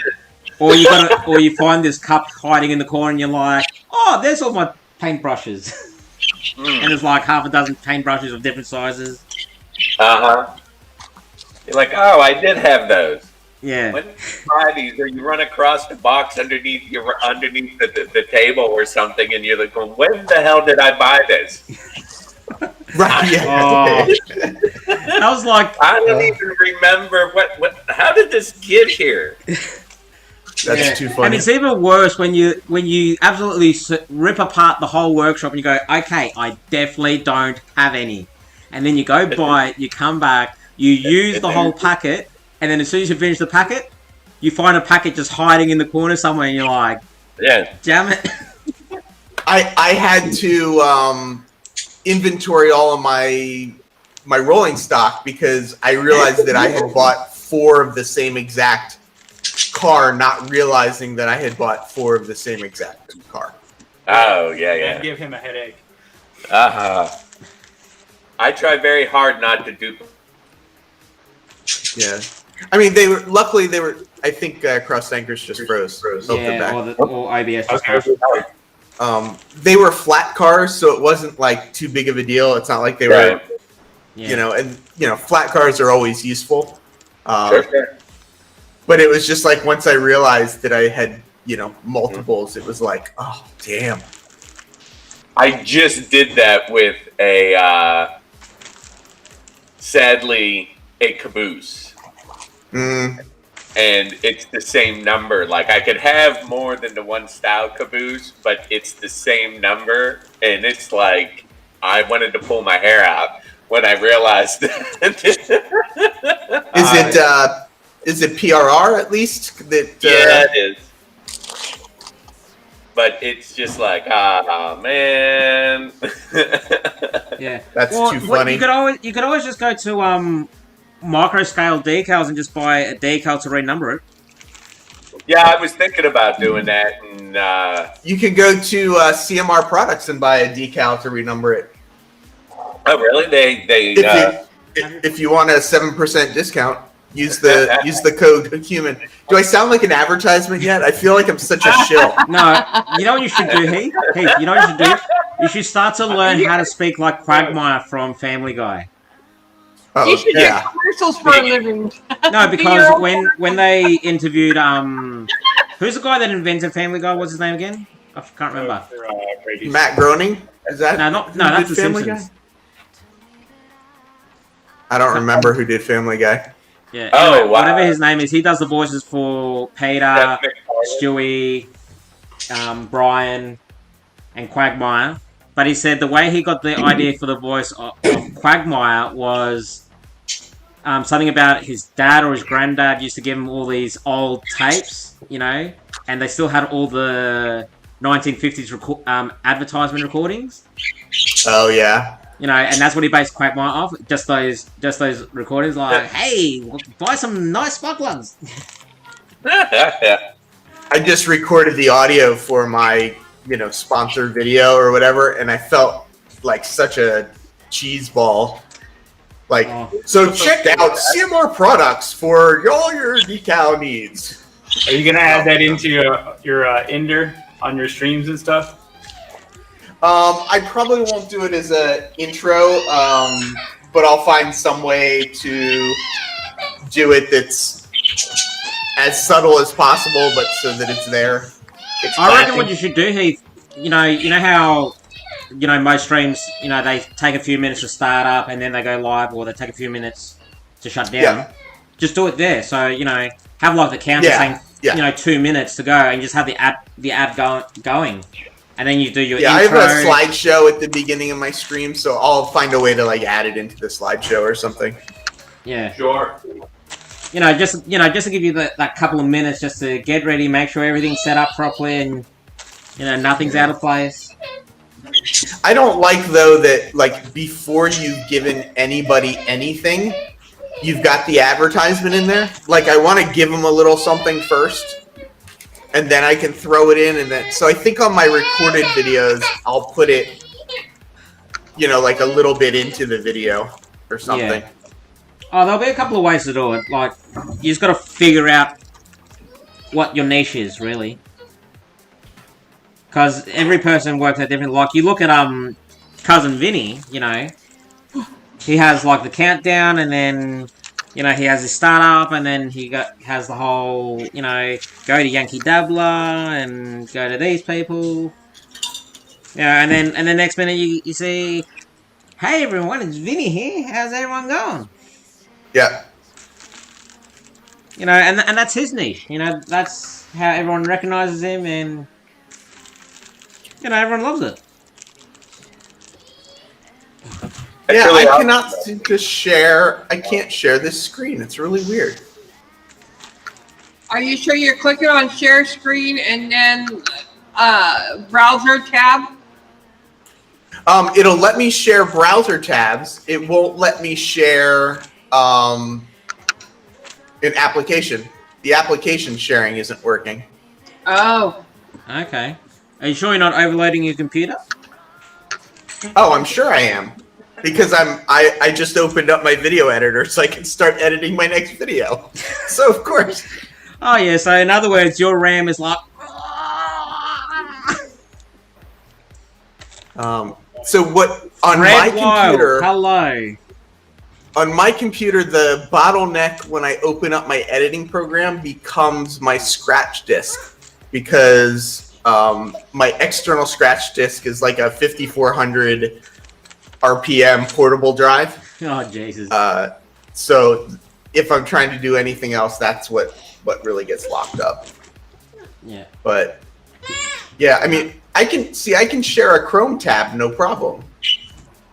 And I just drop this into Chrome and then it pops up. So I don't know why I can't share it though. If I open that image, in a image program, it won't let me share it. Right. Yeah, a bit unusual. Hello Fred Wild. Please check your emails. I sent you an email this morning. Well, a computer wouldn't be an irritating computer if it couldn't irritate you, so. Yeah, Fred, I actually just use an Excel sheet, and then I just open the Excel sheet on my phone when I'm at shows, but I will print out, Fred said he uses an app or something for his inventory. Yeah, I've got I'll print out, like if I'm looking for a couple different things, I'll print out the couple different things that I'm looking for. But in general, I just use my phone. Yeah.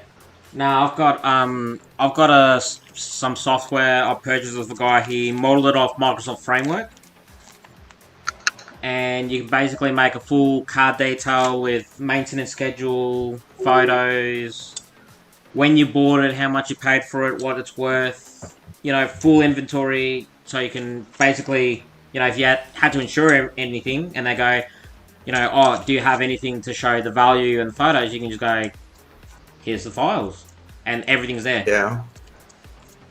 This I haven't added pictures yet, but that's what you're gonna send to Brady. Yeah, I'm sharing it to everybody. Ooh. How you doing? Sharing it to everybody. I'm showing everybody on the street. Oh, right now? Yeah. Okay. Ooh. Look at you getting all high tech, Mike. Yeah, that's what I send to the store so that they can post it up for all the people that walk into their store that day. Our business cards had QR codes on them. Yeah.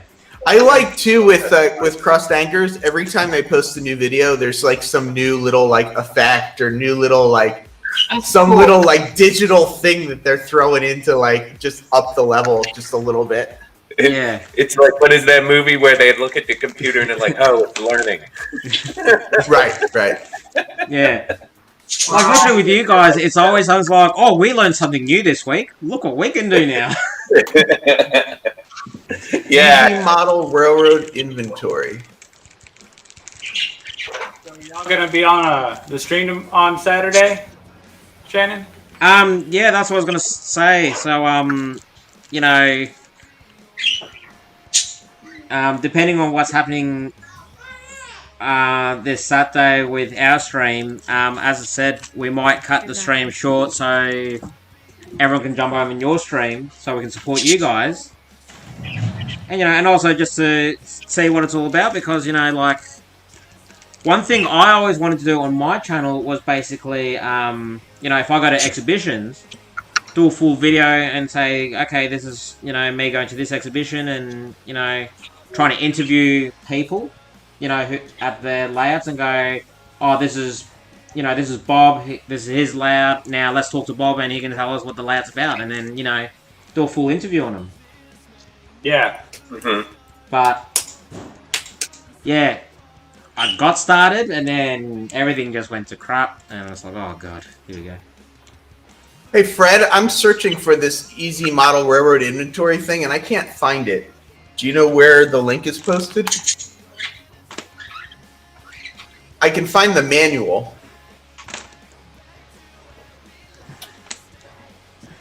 Oh, I think I've found this before. It's PC only, isn't it?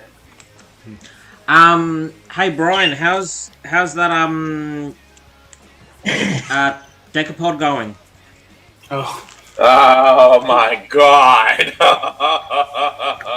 Oh, you just had to ask that, right?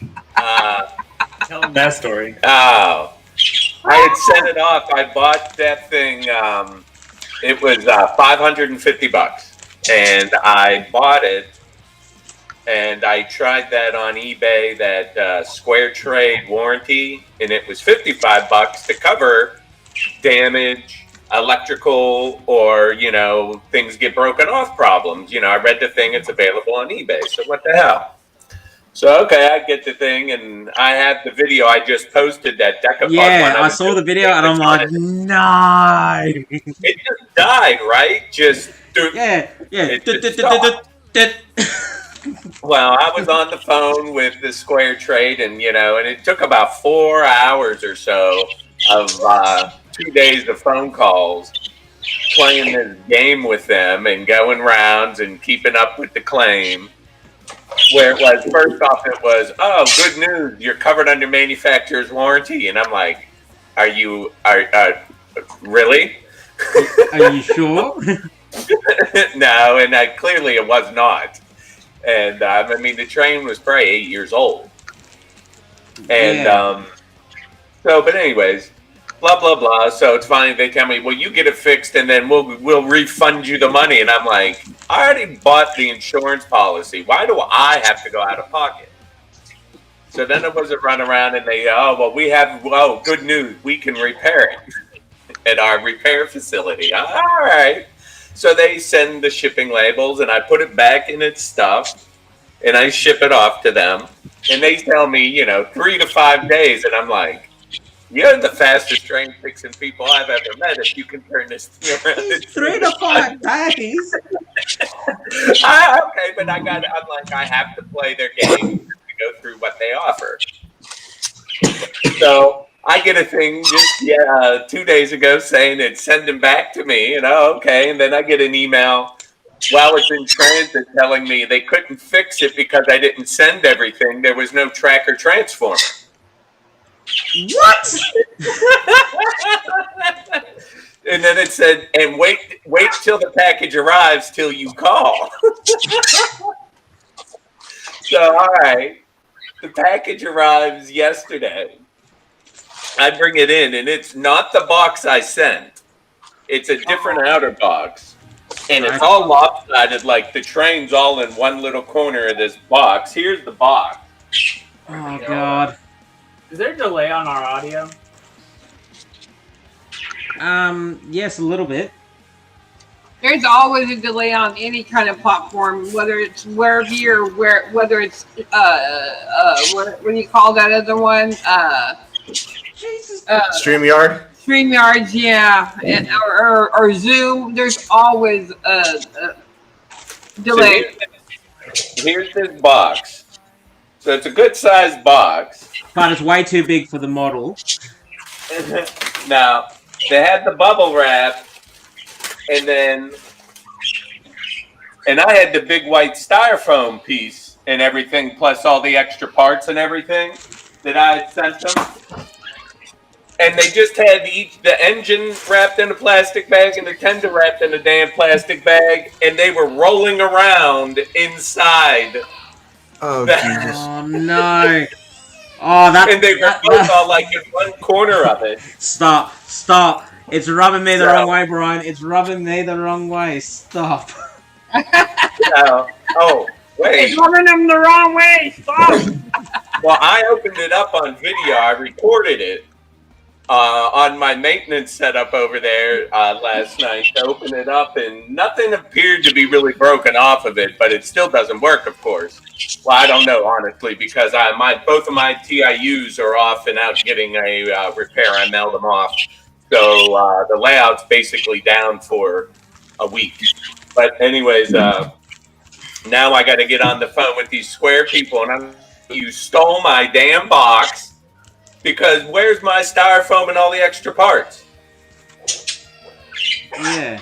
It was wrapped in You sent it with the factory styrofoam, right? Like the actual. Yeah. It had all the factory wrap around the engine and the tender, the MPH ribbons, instructions, also all the extra stuff you get. And that's all gone. They didn't send it back. What company was this? This is the Square Trade I can imagine you would have been livid. Oh, Square Trade warranty's awful. Yeah. And so now I'm going to get on, and I'm going to, so my goal is to like get the money back. Now it's like, well, yeah, it's not worth anything anymore. Yeah, you didn't fix I mean, it. it's not worth you nothing, stole but everything that just- makes the loco of any value. we're live. Oh. So now I'm Actually, going to have you know to sit what? on the phone with them. I reckon, And Nancy, it's like, what do you think? Should Should we get says Ron is if involved? they can't fix it, they'll either replace it or they refund your money. Oh, Like, yeah. Right. you buy me another $550 locomotive, I'll call it even. You give me back my $550, I'll call it even. That's so funny that they were like, you didn't send a track and a transformer. It's like, you didn't buy a track and a transformer. You bought the locomotive. Thank you. Thank you. Yeah, where in the fine I print said does what it I say, bought. when you want us to repair it, you got to send us your stuff to fix it with?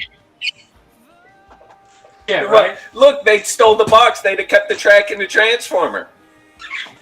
But I got to get on the phone with these people today. That's you figure that's at least 3 hours of my life lost in some phone hell. Oh, I hope it only takes you 3 hours. yeah. The thing is, I can feel the emotion of opening that box, and you just like, what? We're gonna post that video too. Yeah. I'm gonna edit it up, and I'm gonna post that. No, don't edit it out, Mike. Just have your finger on the bleep button and just have Brian go, what the?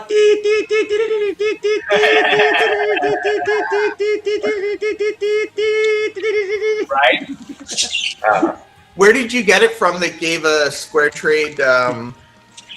It was on eBay. Oh, eBay. Yeah. Yeah. And I figured that's why I was like, all right, I bought that engine used, and it wasn't from a store. It was from just an individual.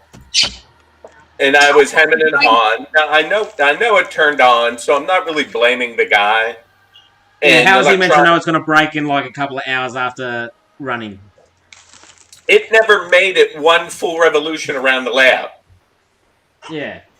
No, but that's what I'm saying. Like, it's happened to me. I've sent stuff. I've tested it before I even packed it. Sent it out. It gets there. They put on their track. It doesn't work. what do you mean it doesn't work? And then we go through the whole, you know, like I'll call them up, I'll give them their number, I'll call them up, I'll go, okay, what's it doing?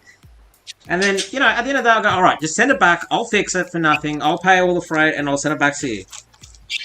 Yeah. And, you know, that's what I've done, and I'm yet to receive a bad review on eBay. Yeah, I'm really careful to buy on eBay because every time I buy on eBay, I always end up calling it Evil Bay. Because things come to me either damaged, by the time they get to me, they're either damaged because the damn postal office is to blame. They're the ones that not, you know, they throw things around and they don't care about anybody's packages. Nancy, I mean, that's why they you have think to that's ship bad? it You should. Okay. the correct foam and stuff too. Yeah. Actually, you think that's funny, Nancy? Try this one. So, back at my old workplace in the wrecking yard, we used to send a lot of car parts. And we ended up sending 2 X5 doors. X5 BMW SUV doors. Front and rear door. Explain to me, how do you lose 2 doors in transit? I don't know. That would be possible with the size of that. Whoa! Like, I'm not talking like a sedan. I'm talking SUV, BMW SUV door. Right. How do you lose a big item like that? And it's not just the one door they lost. They lost like both doors. They lost both doors. Oh wow! That's not. I've had items come to me either damaged. Or I'll buy the item off of eBay and it'll look good in the pictures and everything like that. But then when once I got it was nothing like how I thought. What's this? I've been buying from eBay a long time, and I still buy from them. I've gotten a few things. I've been, I guess, I don't know, lucky enough where most of the stuff I haven't been overly disappointed in. It happens occasionally, but yeah. This is I'm more laughing at this warranty, and the one thing that's meant to protect your product. Yeah, it was like, all right. And I was sitting there going, and it's an Allstate company, so I'm like, all right, that's a legitimate insurance company, Allstate. Okay. eBay, all right, you know, because half the time, and there's always money in insurance. So, okay. And it's just like, I just can't believe what they did here and stole the box and everything. And then, good news, it's under manufacturer's warranty. No, it's not. Then they told me they couldn't find any information about FTH trains. Yeah. You sent them the instructions. I shop Amazon every once in a while, but the only thing with Amazon is that sometimes with certain products that they sell, they work with what they call a third, what do they call it? A third party. Third party. I hate that third party stuff. Yes, agree. Oh. Yeah. Nancy, I can tell you right now, if you ever go on eBay and you buy anything from me, it'll be fine. It'll be good. I haven't even found you on eBay. I'm going to have to go to eBay and find you. Yeah. Actually, do you know Costa's Train Connections? What now? Costa's Train Connections on eBay. He does a lot of N-scale. No, I don't. When I go on eBay, I'm just looking at N-scale stuff and buildings and stuff like that, different things, and yeah, no, because he's a guy I buy off a lot of on either eBay or through Facebook, and the short version, he's a school teacher that buys estate sales. He goes to a model railroad estate sale, he buys the lot. And then he itemizes it, tests it all, and everyone on Facebook and N-Scale knows who he is, and they all back him up. Someone goes, "Oh, has anyone bought off Jordan before?" "Yes, I bought off Jordan. Buy it from him. It'll be worth it."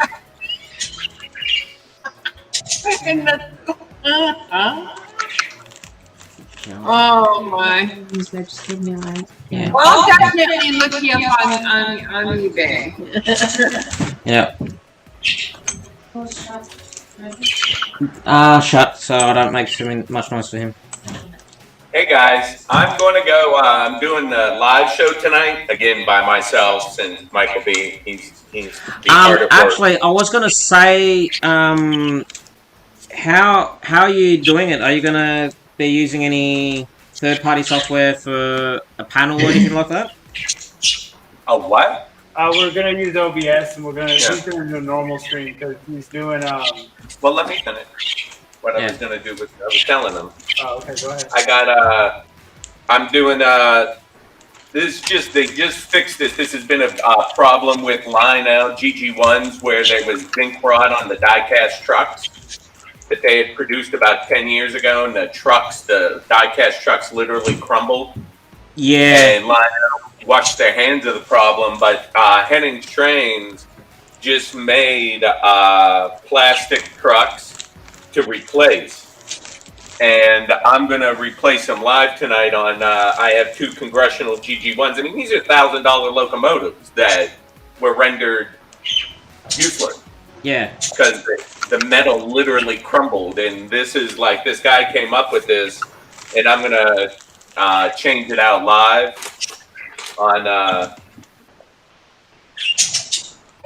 the stuff. Yeah, I'm gonna see if I can try and catch it because see that's the one thing that sucks for me is every time you guys go live in the evenings at your end of the world, I'm usually asleep. Or I'll wake up and I'll be so groggy like, oh, they're live right now.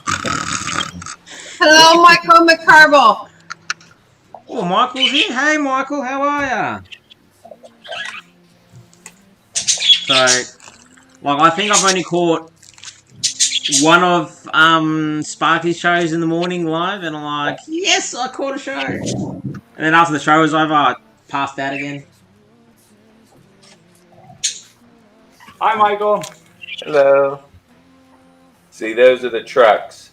Ooh, nice. Trying to figure out.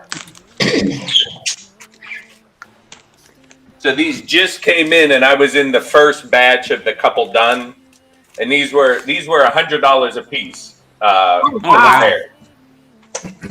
And so there's been like 2 or 3 people that have done it, and they ceased production. Like they took so many orders, and then they were going to produce them all and get them out because they're making them, I guess, pretty locally. It's not like outsourced, I don't think, to China or something. And real excited to be able to get these 2 because I got 2 silver GG1s that for the Congressional that I'll be able to get going again that have been gone for years now. Woo! Yeah. Jesus. So cross thinkers, what do you guys model? What do you model? 8 scale. 8 scale? Nah, O for oh my god. Oh.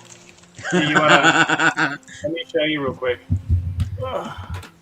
We might lose. I don't know. Are you on a short cord? No, I got an extension cord from over there. Okay. But just go look around a little bit. Oh wow! Look at those trains on the wall. Yeah, what's the footprint of that room again, Brian? In size? I don't know, 1,500, 1,600 square feet that you can see. Wow. So from like that window. And is that all one connected layout? Yeah. Yeah, it's all fully connected. You can go from any track to any track. Yep. That was something I wanted to be able to do to go, and it's all the minimum curve on it is 6 foot. So 6 foot diameter. Yeah. That allows me to run any locomotive anywhere. Nancy, Nancy, I know that look. That look on your face is, if I had that real estate, what N scale layout can I make?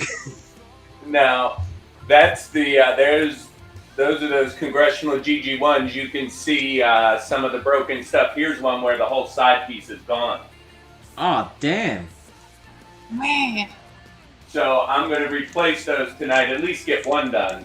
because you don't even have to take it apart. It's all screws on the bottom, but there's one delicate part with some brass fixtures. You can see how that truck's cracked there. Wow. Yeah. If I went in there, man, I'd be in heaven. I would spend all frickin' day in there and just, oh my gosh.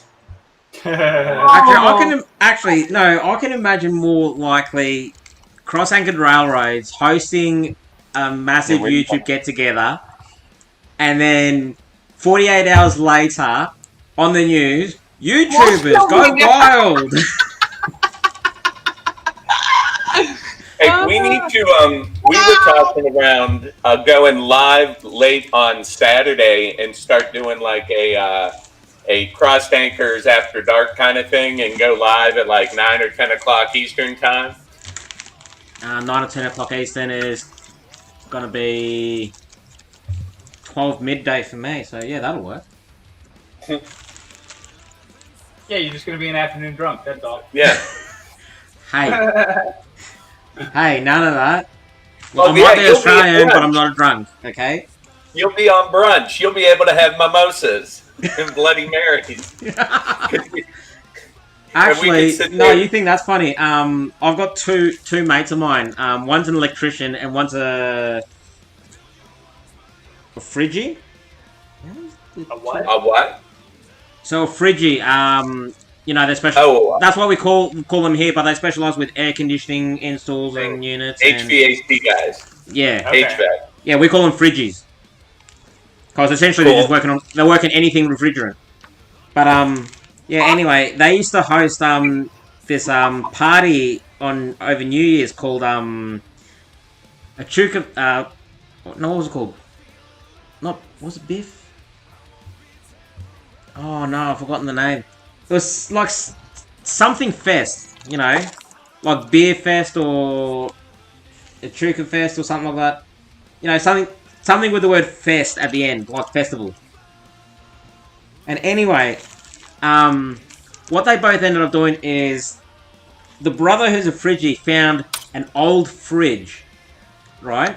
He found a couple of old fridges from a job that he was doing, and they were industrial fridges, so he stripped them apart, and between him and his brother did all the wiring, and they made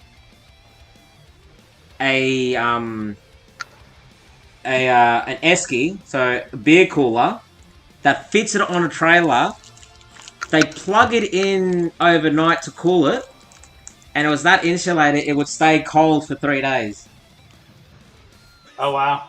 Yeah, so they used to, take this out to the bush, and from dusk till dawn, it was basically all right. Get the beers, and they'd be drinking, and from all hours, and it got messy. It got messy. No, Australians drinking beer? What? Say it ain't so. No, it's more of Australians drinking beer in the summer from dusk till dawn next to a river. Hey, I've done some joint operations with you Aussie dudes, man. Y'all are like, man, y'all can seriously drink at 2 o'clock in the afternoon. Yeah, we're like a fish out of water, aren't we? We had a whole day. Man, I've seen some of you guys. I tell you what, though, you know who's tough to keep up with are the Brits. Oh yeah. Wow, and everybody from up on those islands wants to fight. Actually, no. It's actually all the people that do FIFO for, fly in, fly outs. They're the ones that are hard to keep up with because they're just big guys. Like one of the guys I used to work with, he used to work for a company that the company used to do all the pre-drilling to tell other mining companies, oh, if you do a mine here, it'll make you $20 million. You do a mine over there, it'll make you $40 million. So they do all the core samples. Sure. And anyway, they have a couple of guys there, all with unusual names. And, the one guy he always talk about, they called him Donkey. Right? And I always ask, why do they call him Donkey? And it's like, because he's just a big guy. He's literally a mule. Like, you get him to do something and he'll do it. Just like a donkey. You get a donkey to pull anything, it'll do it. And he was saying that every day at work, for lunch, this is just lunch. For lunch, 5 family-sized pizzas and 3 liters of Coca-Cola. I don't believe you. Yeah, I'm having issues with that. Yeah. Okay, put it this way. This is their favorite trick to do to all the new guys. Here, can you hold this drill bit? They're holding a drill bit out with one arm like that, fully stretched, right? The drill bit weighs 80 pounds. Oh, no thanks. And how does that look? So these guys are just machines.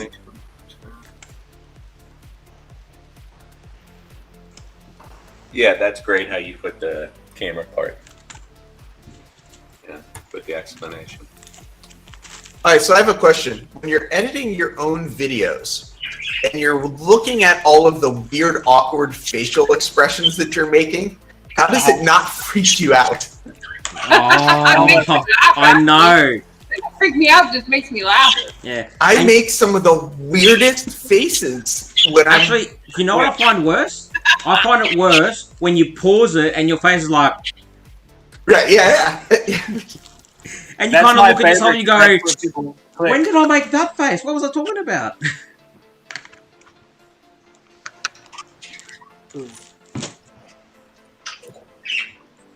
Okay, I like that. I'm going to send that to him. Yeah. That's why I keep my face off the screen. Yeah, Joel.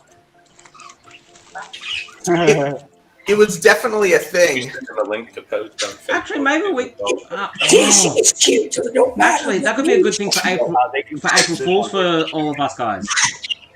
We just get everyone to send in their worst paused moments.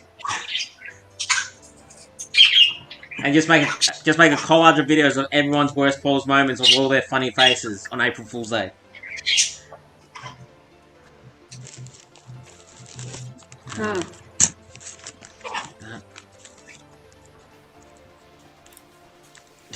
Jason's like, I freak myself out when I see myself live. Jason. Shannon, it's Jason, not James. I said Jason. I thought you said James. Ah. Man, that smoke stink. Woo! Ursula. Yeah, that's got to be rough, Nancy. Yeah, I feel for you. Well, it stinks. I mean, it just stinks. Woo! Do you have any pets, Nancy? I'd be, like, if I had a pet, I would be freaked out. I don't have a pet, no. Yeah. No, I'm for 2 reasons. One, I can't afford the upkeep of an animal. Yeah. And I would never do that. I would never get an animal if I knew that I would never be able to take care of it properly. And B, I live in an apartment and I would never do that to an animal. I live in downtown Seattle, the heart of downtown Seattle. All concrete. There's no grass. There's no nothing here for that dog to run on. So yeah. No, that's responsible. It'd be totally unfair for me to do that to an animal. When my girlfriend and I decided to move in together, she wanted us to move downtown, and I was like, no, like I want to live near a park. Like I've got a dog. She's a 70-pound dog. We go out every day, and she runs in the park. I can't move somewhere that's all concrete. We have to have somewhere that's grass. So. Right. Well, eventually I'm going to have to get what they call a service dog. Eventually I'm going to have to get one of those. But the thing is I'll have to wait. I have to wait till I can move to Louisiana. And that was one of my reasons for moving to Louisiana, was because I can live in the country and I can have a place for an animal to run and to have a yard and to have grass and stuff like that. So, yeah.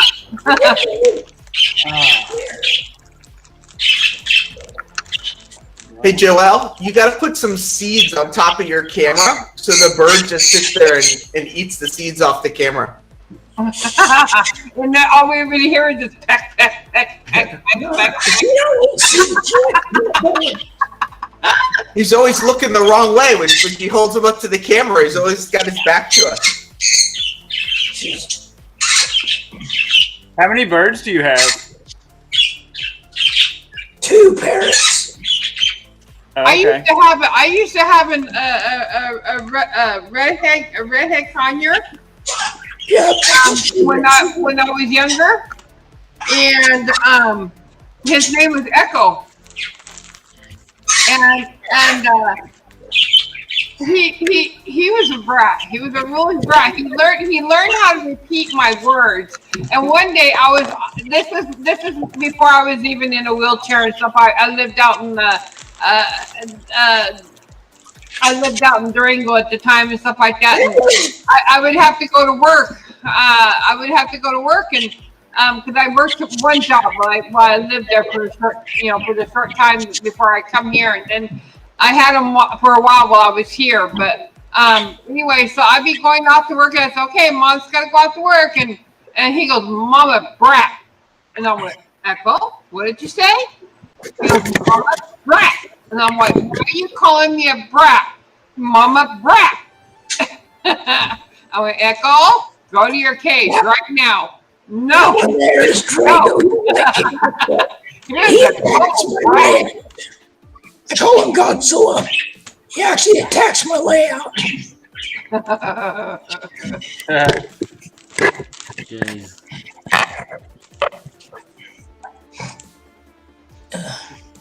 I keep forgetting you're now moderator on this channel. Hey. Yeah, I don't know who made that mistake. Yeah, you gotta put his link on the bottom. I wonder if it happened when Steve blocked me from the channel that one time. I don't know if he felt bad and then added me as a moderator. Yeah. No, I can't believe how last week fell apart. My God. It's extremely hard to explain wiring in a theoretical manner. Oh yeah, it is. But see, here's the thing. Like, I was talking to because after the show finished, I was talking to Ali, right? Because it was bugging me. It's like, why did you think I said that? And we'll go back and forth. And it wasn't until I'm like, hang on a second, I'm having internet issues. So when the internet cut out, it cut some of my words out. So you only heard part of my sentence, not the full sentence. Yeah.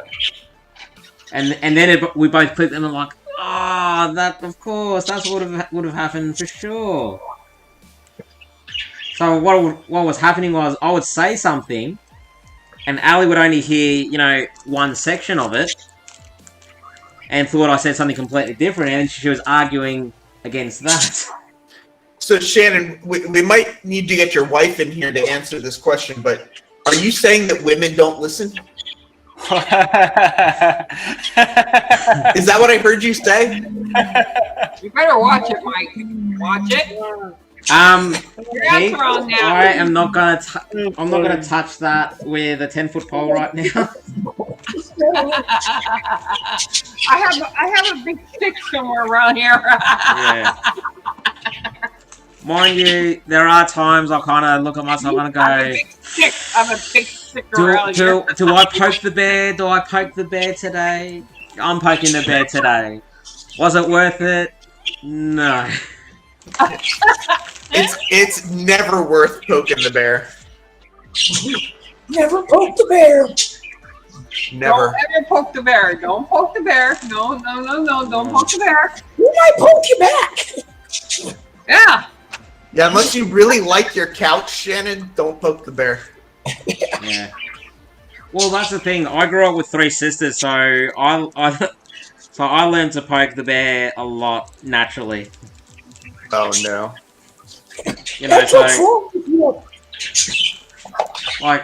Being the only boy in the family, it was just mum and my 3 sisters. It got to a point where I was, they'd argue with me, I'd argue with them, and then, all the things you're not meant to say come out, and then mum gets in the middle and is like, right, you two, enough. And it's like, but he started, no, she started it, no, he started it.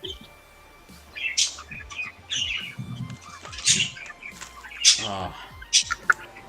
Okay, that's all photos. So, Mike, I could have just said mute your mic, but I thought it would have been funnier to say mute Brian. So I said mute Brian instead of mute your mic. Okay, I was so confused.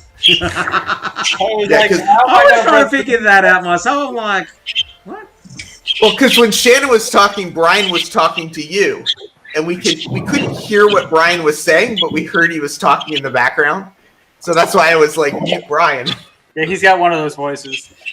Yeah. I Oh, love, yeah, too, how being Brian just can't ex-military. sit still. Oh, jeez, he would be Oh, able yeah. to project his voice real well. Brian ever sit still? He's always like walking around. Yeah, that's why I'm on the computer doing stuff. Yeah, exactly. Yeah, no, I get that. I understand where Brian's coming from because there's times where as soon as I get up and I'm on my feet, I can't just stand in one spot. I have to walk around.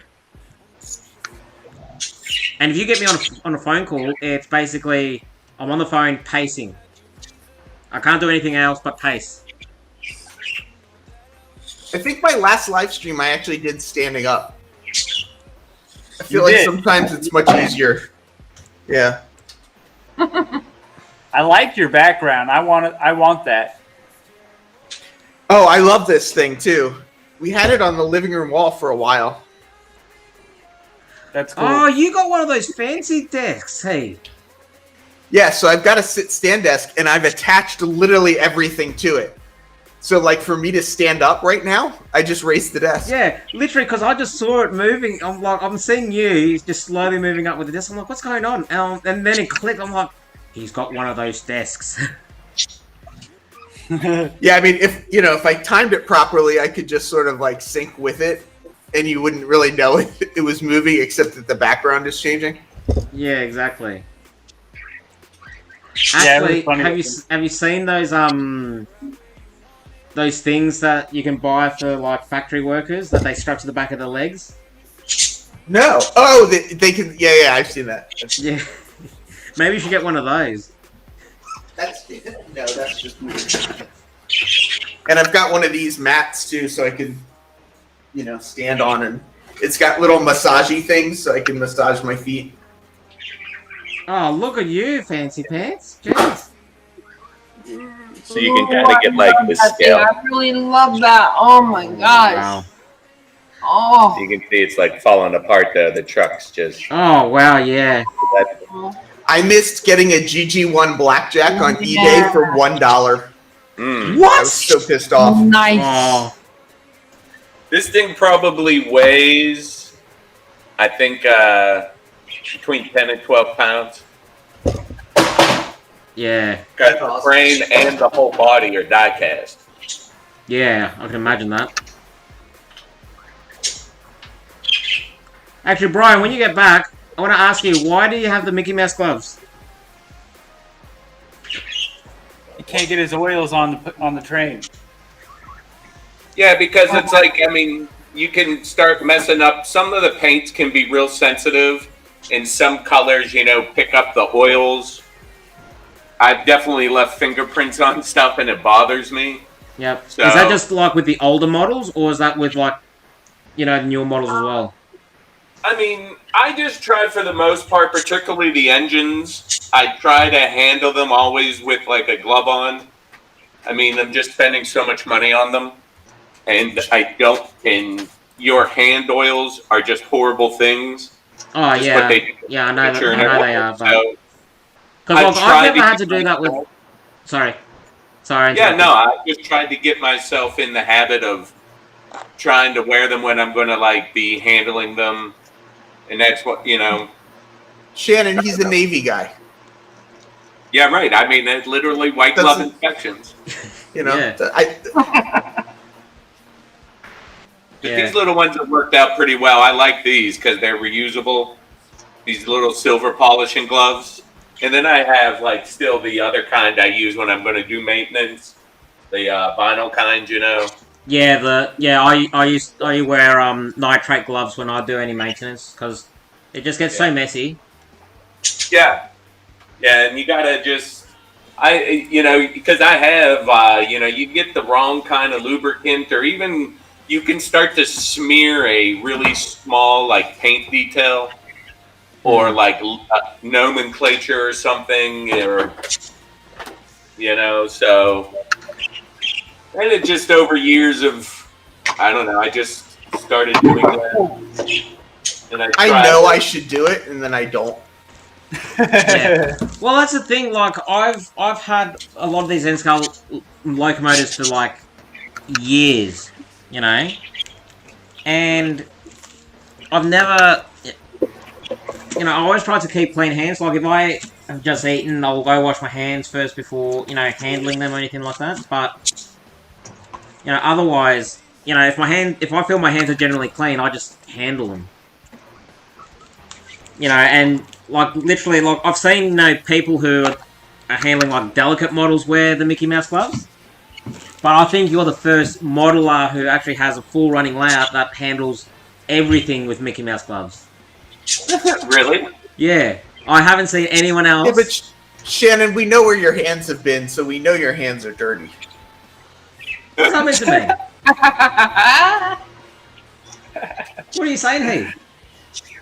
Oh, I think I said exactly what I'm saying. Is it that unique? Hang on, wait. So in other words, hey, if this is the line, you're going over here somewhere. Yeah. That's the filthy. after Keith. Yeah. Nah, I'm religious when it comes to cleaning my hands because being a mechanic, some of the chemicals I use, Jesus Christ. Like, I'll show you the last thing I recently bought off of eBay, and it was this. Where's the camera? Right there. There it is. Ooh, This is a cleaning car. Oh, nice. I just recently changed the couplers on it onto for the knuckle couplers or what do you micro trains ones. But yeah, these have the old repeatals on them on it, and I sat there and I went, who uses those kind of things anymore? Steve Arnold. Steve Arnold does. So, but it's a cleaning car, and I yet to try it on the tracks and see. Because my layout is a 4x8, and with me in the wheelchair, I can't reach sometimes all the way around the layout. And so I need something like this to kind of go around the layout. But I don't know. You think it's going to work? No? It's got masonite on the bottom, right? It's a masonite pad. That's a pretty common cleaning car. Yeah. So anyway, some people say you could run two of them. You run the first one wet and the second one dry. So anyway, so this is my newest thing from eBay. I got this not too long ago. It was only like $15 for it. Yeah. So yeah. That's cool. So we'll see if it works or not. I want to get one of those also, Nancy, so I'm curious to know how it works. Yeah. Actually, you can make them quite easily as long as you've got some masonite. We have one, but we have a pad. It actually like spins. It's got a little motor in there.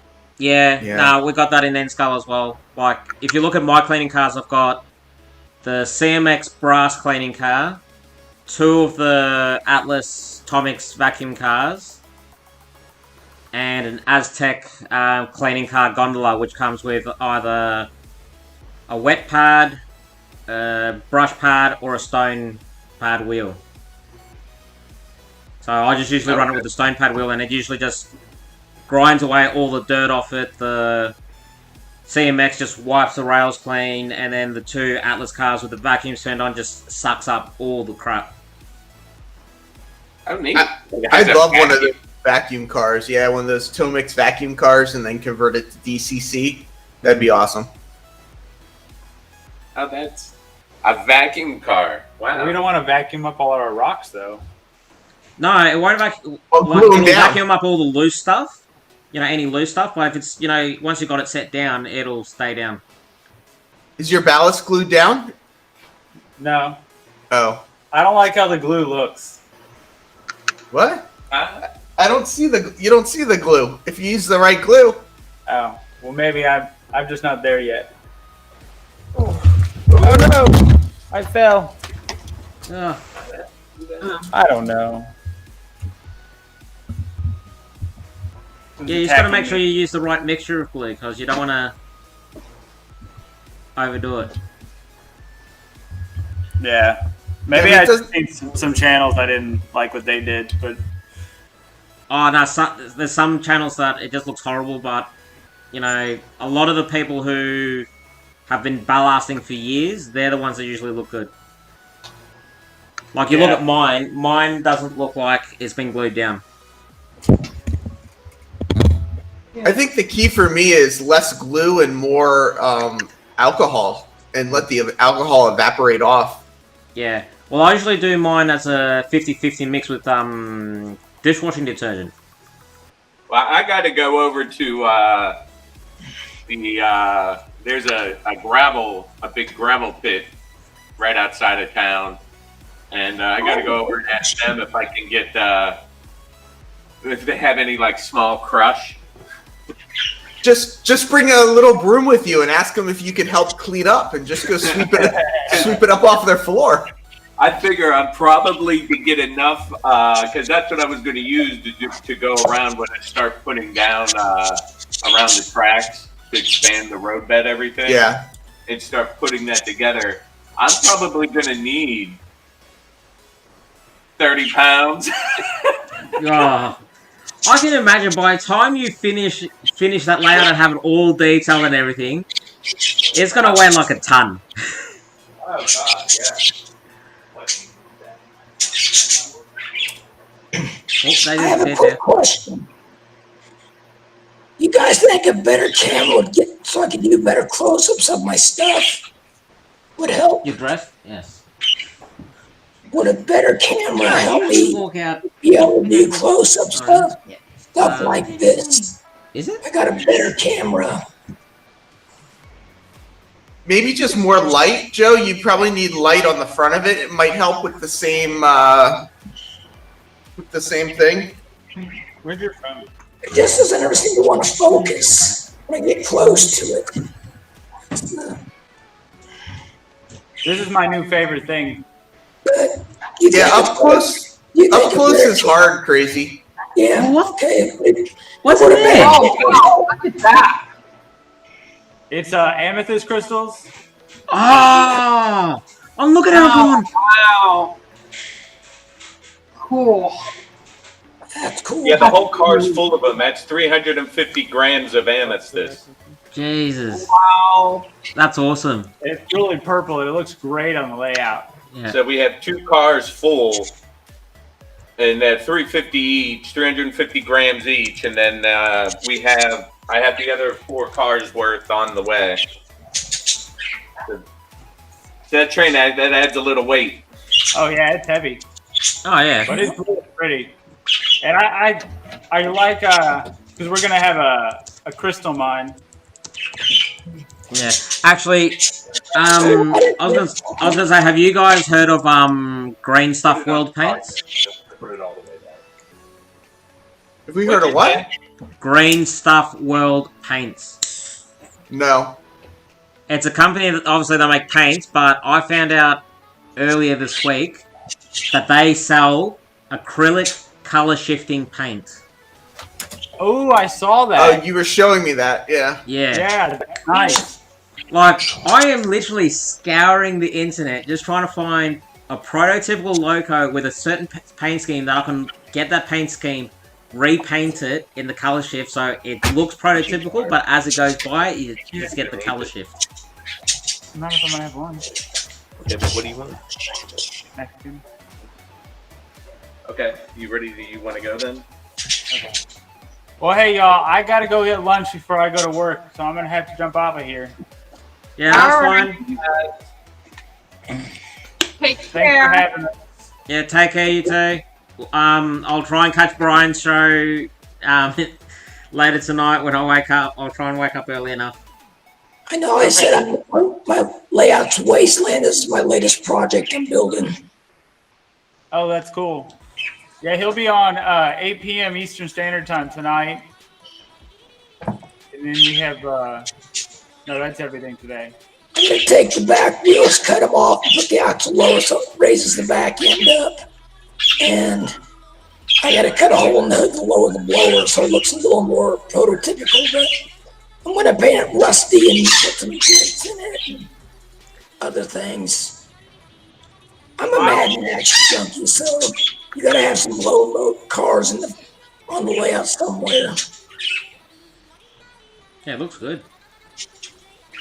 The motor came from a muscle machine I had. I'm a cat. What's going on, Shannon? No, I just thought I've forgotten something. I take a lot of my ideas from other people that share their stuff, like how to do the dents and things like that. Because I think that's what makes things, it ain't perfect. You want it banged up, dent up. Like my trains, they're all old and weathered, and that's what I like. I like a nice clean now too, don't get me wrong, but for myself, I love the old wasteland look. Yeah. I figure even after the apocalypse, steam will still work. And all the Actually, diesel, in saying that reminds me. You and I, Heath, haven't finished talking about that bloody town over in South Australia. Well, I know. Mr. Which one? Ron? Ron? Like Mad Max. Come on. Jeez, hang on. What was it? South. Oh, and I want you to show Crazy that iron ore train that crashed. I think she should model that on her layout. I think that would look perfect on her layout. Oh, yes. I watched that live as it happened. I just happened to be watching that cam, and it was really early morning for me, really early.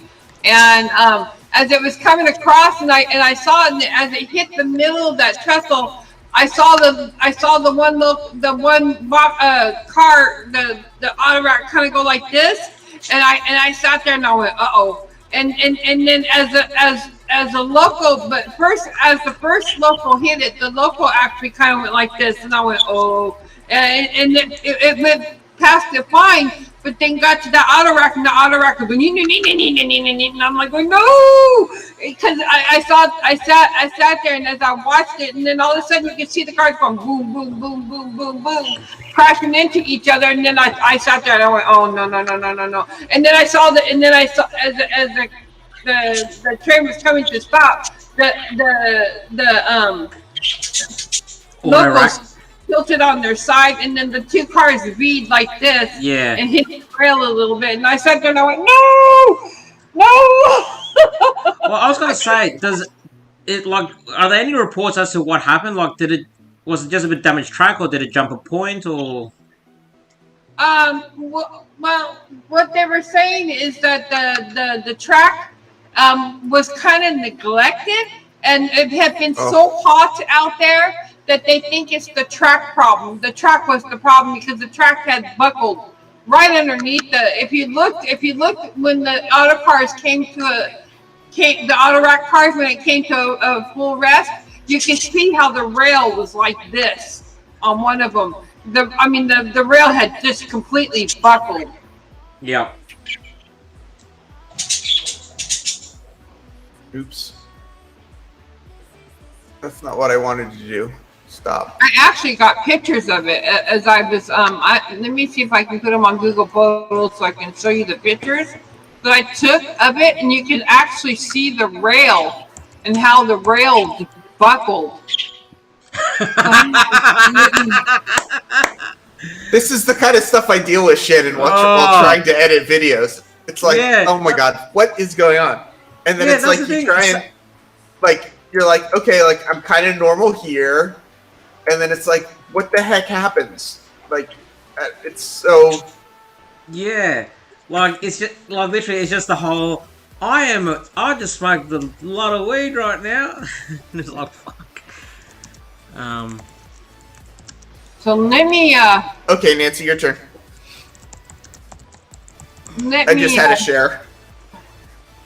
Yeah, that's all right. Let me just get those pictures for you up on Google Photos, so I can show you what happened there.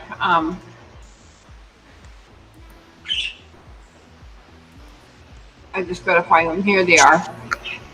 Here they are. I just gotta get them uploaded so I can show you what it looked like. So Shannon, while Nancy's bringing that up, earlier Jason the Train Freak pointed out that the fact that you didn't know about my up-down desk obviously means that you're not watching my videos. Well, that's the thing. I never really took notice of, you standing up or you sitting down because, to me, I'm just paying attention to what you're saying. But if you watch my videos, I actually show the desk going up and down and that sort of thing. Because I have watched a few of your videos, but yeah, I've never really paid attention. Okay, so I'm gonna share screen. Yeah. Crystal, does Shannon ever pay attention? She's in bed. Oh, damn. Oh. And I'm going to show Oprah tab, Google Photos, share. Okay, so if you look here at this picture right here that I took a screenshot of, you see the rail right here? Yeah. See how that whole rail just buckled? Right underneath, there's the rail right there, and it had just fully buckled. And let me show you another one here that might be a little bit better. I couldn't see that before because obviously all the auto rocks were still there. All right, so here's the rail up closer. So here's the rail. It had just literally buckled, and they said that is because it was so hot. It had been so hot out here that the rails were just completely completely gone, and nobody failed to go out there and check those tracks. So here is when the train had actually tilted. That's on wild. its side. I'm amazed those locos didn't fall off that bridge, man. And they then got there's lucky. where it bead. Yeah. So yeah. They got so lucky those locos didn't come off. Yeah. What I found more amazing is that guy was there rail fanning and he saw it firsthand. Well, right, the guy on the ground, yeah. Yeah. Like literally it was just Virtual Rail Fan quick, has quick, his here comes the cameras up train, all the and then time. all you hear is just he got a good shot of it, I tell you what. Yeah. You could see him running back into the forwards of the cars like, I want to record this, but I better get the phone. I'm gonna record this, I want to get the phone. Shit, what do I do? Now, let me share my screen. Joel. Yes, sir. This is what Heath was talking about that I need to show you. You have to email me that. So this is over in Western Australia. There's one of the locos.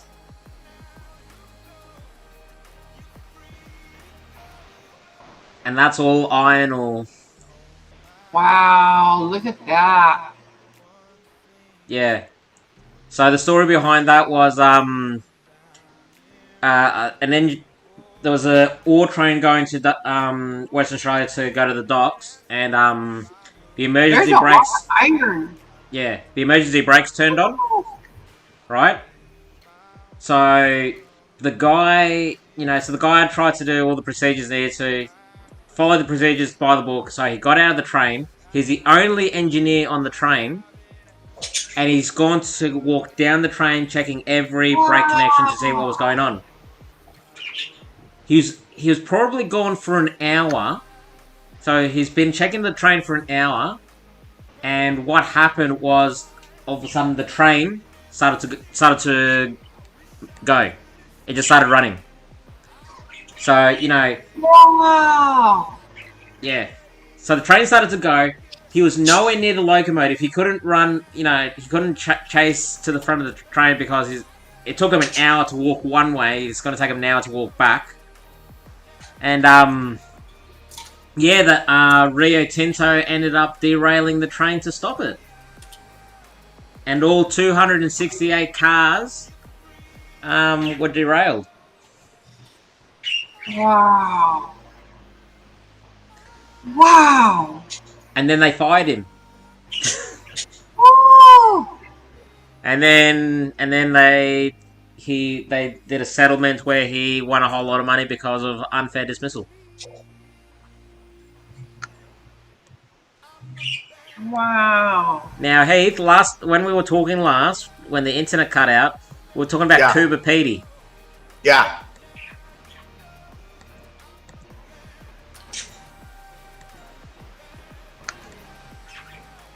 Yeah, we talked about living in the middle of nowhere.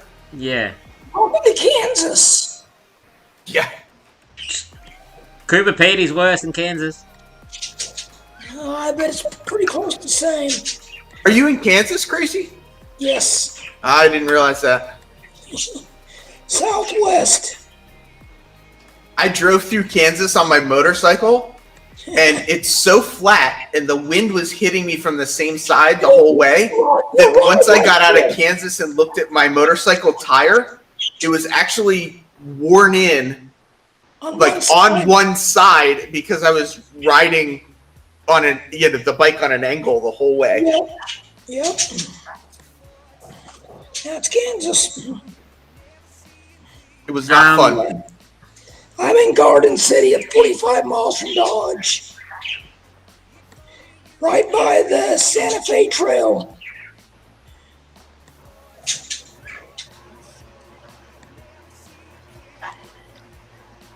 Wait, they don't even have roads. It's just dirt. Yeah, well, remember those houses I was telling you about, which were the old opal mines? Yeah. That reminds me of Oklahoma, my grandma's place. Yeah, it looks just like that. Same color, even. Yeah, but Joel, the thing is, hang on, Cooper Petey, underground homes. These are the houses there. So Cooper Petey used to be an old opal mine, and what they've done is once all the opal was out, they converted a lot of these underground caverns and that into houses. Because it's actually cooler underground than it is to build a house on top. So you've got bars, restaurants. Wow. Everything is underground. Wow. You know, and some of the places, look at that. Look. Well, that's like right there, my man. Oh, whoa. Look at that. That's a restaurant. That is cool. What do they use for ventilation, I wonder? Oh, they've got air conditionings in that, and they put air ducting in there to let the air circulate, but yeah, it just gets so hot out there because it's just, you know, it's the middle of nowhere, like. Yep. Wow. That's awesome. There you go, look at that. Someone building a new home. Wow. And the thing is, like, when you go there, where's a good... Here you go.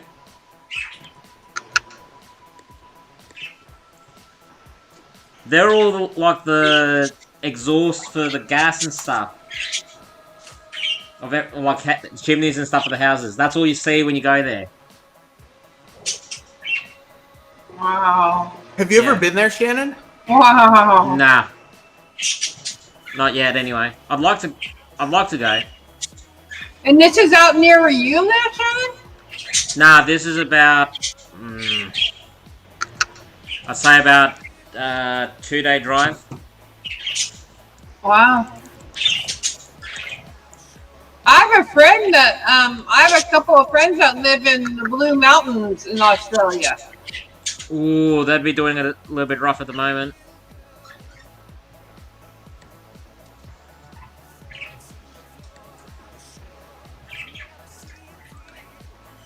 There you go, it'll take me 18 hours to get there from my house. Wow. Are you guys gonna go on vacation there? Well, me and Crystal usually go to just past the Blue Mountains to Newcastle to see her mum, so... And her sister and brother-in-law The brother-in-law James, he's the captain of the ships that you go out and to go see the dolphins and the whales. Yep. Yeah, he's in charge of. He pretty much manages 2 of those boats. So he's the captain and manages those 2 boats, and usually when we go there, we'll get on the boat for free, and like he'll literally call the bosses like, "Hey boss, if I give you fuel, can I take the boat out?" And we're talking a boat that can hold about 50, 60 people, and he just calls the boss, "Can I borrow the boat this weekend?" "Yep, cool, thank you, bye." And he just takes the boat. I don't know if you saw Bernard's comment, but when you were showing the pictures of the iron ore cars, Bernard said, "Dang, they sure don't roll well in the sand." They weren't rolling in sand; they were rolling in clay dirt, clay Iron. Yeah, iron dirt. That's where they get the color from. That's where that ground gets its color from. Is from all the iron. Oh yeah. Well, look at it. Like, if you look at Australia, tell me, how much iron do we have? A lot. An awful lot. Yeah. You guys could pass for the surface of Mars almost. Actually, what I find funny, which I was telling Heath, was Australia has the purest uranium in the world. Wow. Yep. Well, gives me a reason not to go there. Well, that's the thing. We have the purest uranium in the world, and we sell it at refined prices. So everywhere else where they mine uranium, you have to pay for the uranium, and then you pay for it getting refined. We just dig it up. We don't refine it. We just dig it up, and we still charge you the refining.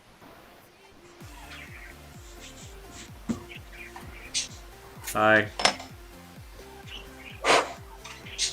now Blue Mountains, where are we? Blue Mountains are over here.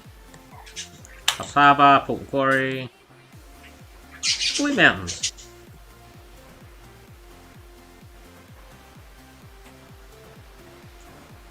Yeah, that's where a couple of friends of mine. They're YouTubers. I don't know if you know them, Shannon, but Awesome Epic Adventures. They live in the Blue Mountains. Hang on, Awesome Epic Adventures. Yeah. On YouTube, they're called Awesome Epic Adventures. They do trivia every Saturday on their channel. But they live in the Blue Mountains. Yeah, well, Blue Mountains, like, look at have you seen the photos of the Blue Mountains? This is Blue Mountains here. They're not blue. I know. They just call them the Blue Mountains. Nah, actually, in the morning when the sun's still down, like you can see it, like over here, right here, it does actually have a blue tinge to it because of the eucalyptus trees. But when the sun's right above it, you just see the greenery. Yeah, let me see if I can find them on YouTube. I know I have them on YouTube. Like this is some of the places you can find in the Blue Mountains.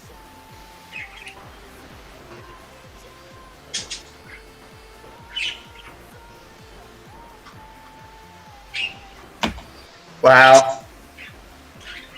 That ain't bad. Yeah, but how many things out there will kill you? Everything.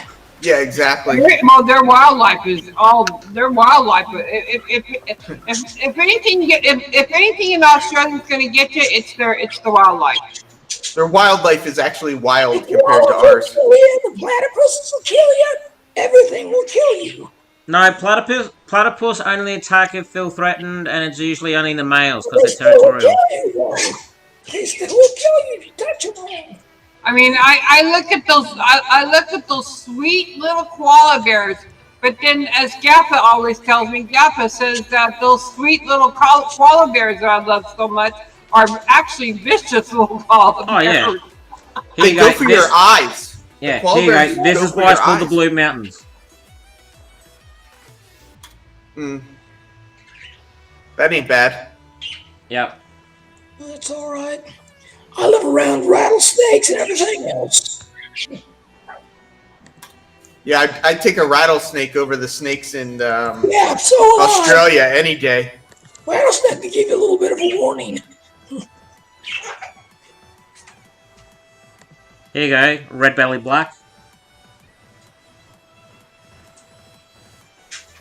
Wow, what is that? Snake? That's a red belly black snake. I'll pass. Yep. They're actually quite a beautiful snake. Beautiful. It'll eat you up though. Nah. Oops. Now these suckers, these are the ones you have to look out for. Ooh. That's a tiger snake. And the funny thing about a tiger snake is it's not afraid of you. It will chase you. If you lock eyes with a tiger snake, run. Because it will chase you just to be like, you're in my area, piss off. The snakes I have around my area are these guys.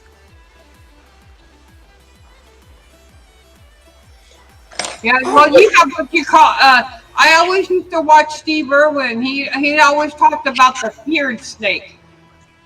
Is that the brown snake, the brown feared snake? Oh, the beard snake. He always called it the feared snake. I'll stick with the cockatoo, Shannon. I'll take one of those, thank you. Hey Shannon, tell Crazy about the birds that start fires. Yeah, I know about them. They pick up the grass. They pick up the grass and move it. They chase the bird. They chase the prey away to get them. Get them in the open. I'll have to figure out what exactly the snake is. It might be a brown snake. Yeah, he always used to call it the feared snake. I think it's the brown snake, a feared brown snake. And he said it's very, very venomous, very venomous. You get bit by one of those things and you're in trouble if you're not near a medical facility. Yeah. Oh no, brown snakes are bad. What's worse is these guys. And these guys unfortunately get a lot of kids. Hello, Mr. Sunglasses. What's up? Hey, train freak. Hey, train freak. How are you, Nancy? How are you, Jason? Shannon? If I didn't know Jason and I saw him wearing those glasses walking his two Great Danes, I'd cross the street. Well, I am a freak. What can I say? Yeah. Yeah, Nancy, these are things you have to be careful of in Australia if you're down at the beach. Ooh. Now you guys also have something out there called the bird-eating spider that I learned about from Steve. Yep.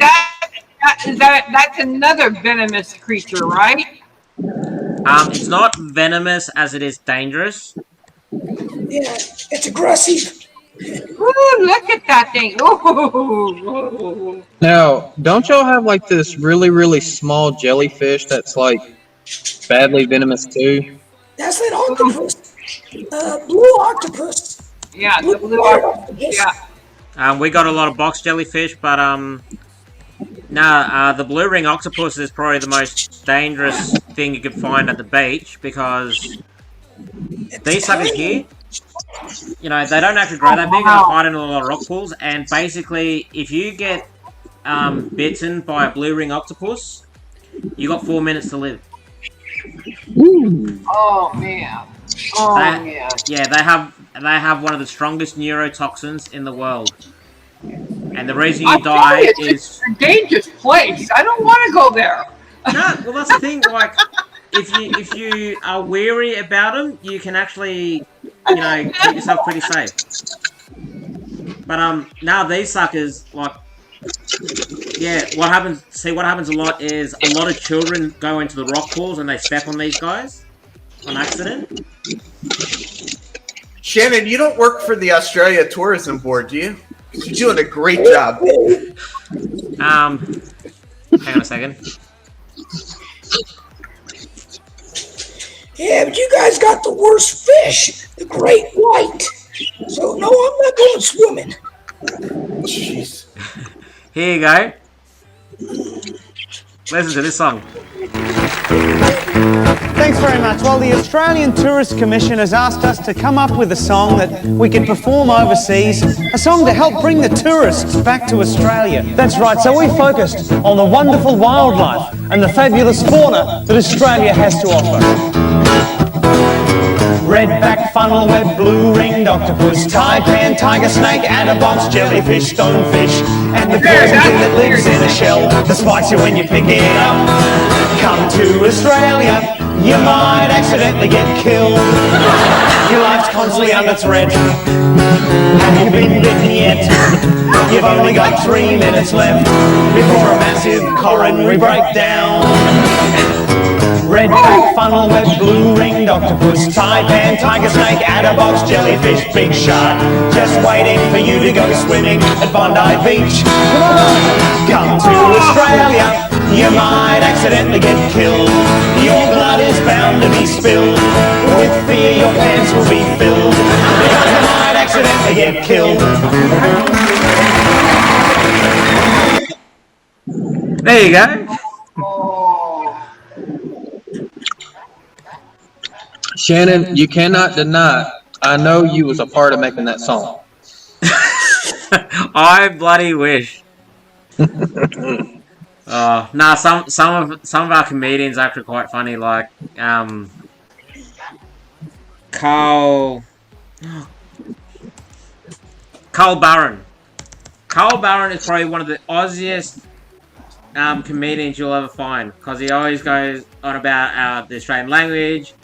You know, how we've always been brought up, how much of a smartass we are, and just the way of our lives. And it's like, Jesus Christ, what's going on here?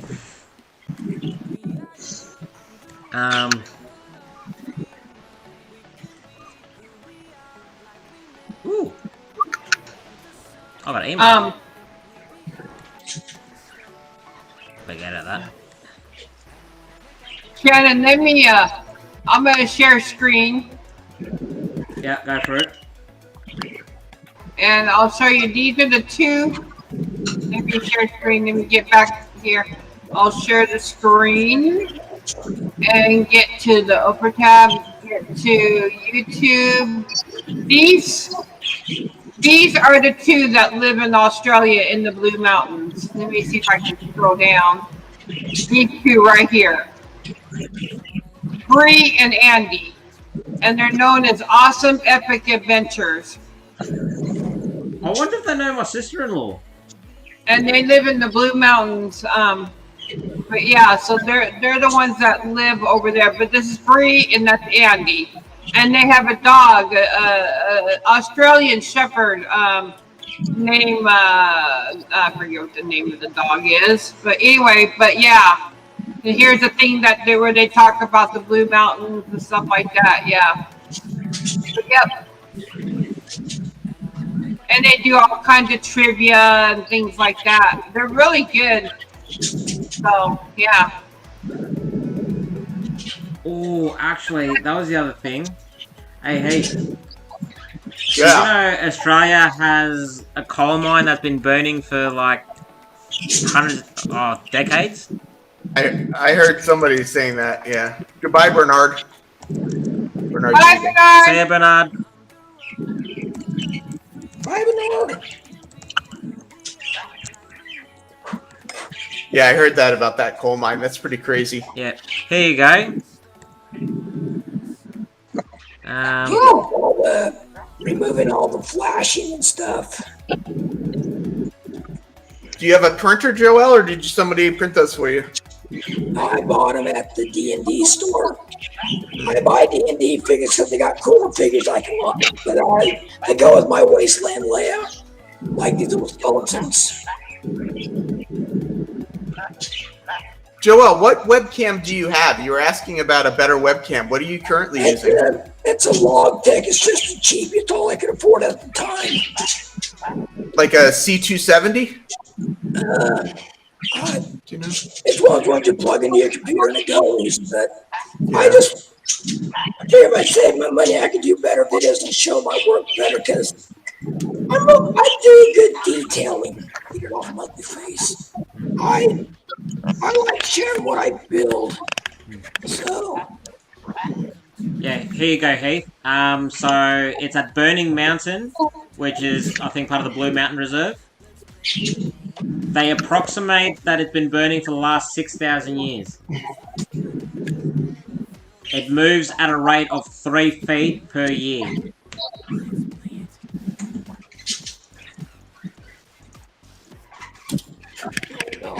Sorry about that.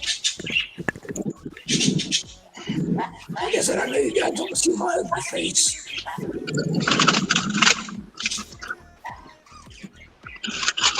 So how's work today, Jason? Slow, kind of. I'm just here. Yeah. Yeah, just making an appearance, making it look like you're doing something. Pretty much.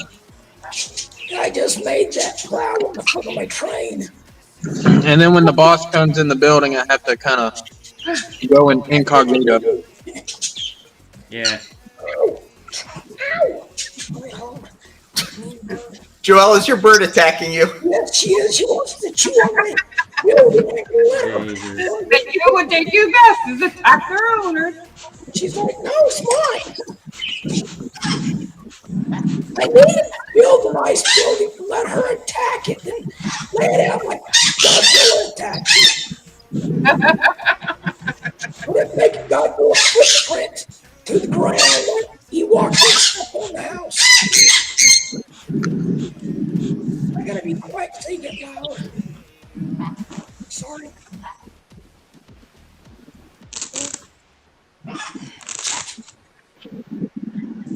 That little holding tower back there was originally a liner holding tower, and I painted it and I built the dump because I wanted it to be actually look more realistic for my 0-30.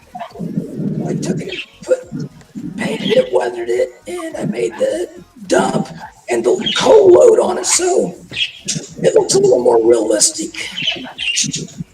And the water tower is actually a frosting container.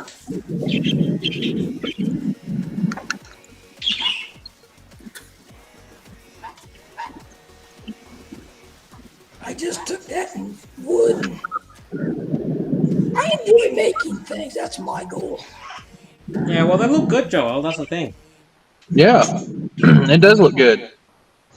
The mountain back there, I know it's flat, but my goal is I want to build a skull opening for like skull face going around the opening. It's flat. So Well, I will definitely tell you scenery is not my forte. Well, that's the thing, like, with scenery, it's a 50-50. It's either going to look good or it's going to look crap. There's no in between. Crap. Crap of crap. How about that? Practice makes perfect. Gotta learn. Yeah. Like I said, it's flat right there. I know it's flat. Where that tunnel is where I want to make a skull face. I'll bring it up. And I know I said this before, but you guys need to experiment with foam clay. Works just like clay when it dries to slide with foam. So if you have a moving layout, you can move it. Foam what, Chris? Oh, clay. Foam for clay? I don't think I've ever heard of that. It works with water. You just use water to thin it out, put it in a Ziploc bag, it stays. And when it dries, it's light like clay, like foam. It's light like it is foam, but it's just that you thin it with water when you're doing it. A lot of people use it for cosplay, but I use it for my layout because my layout's low. It's designed to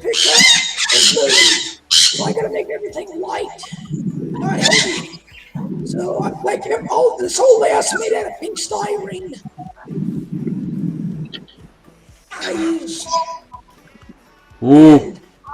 The frame is actually underneath. Is actually a cross section. That's pretty. I just found my next set of bed sheets. Oh, geez, Shannon. What? Does your wife actually let you decorate your house? No. Hey, there was when me and my wife first moved in. I was at work. She was at home. She did all the bed up again. I come home and Mum had packed in my box of crap my Thomas the Tank Engine pillowcases, which my wife ended up using.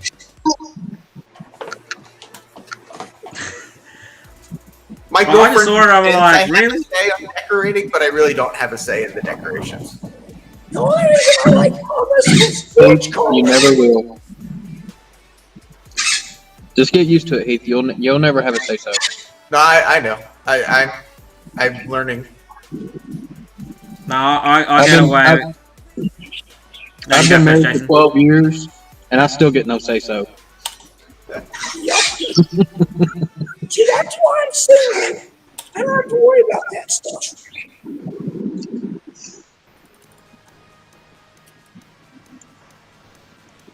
But that's why the house Yes. too.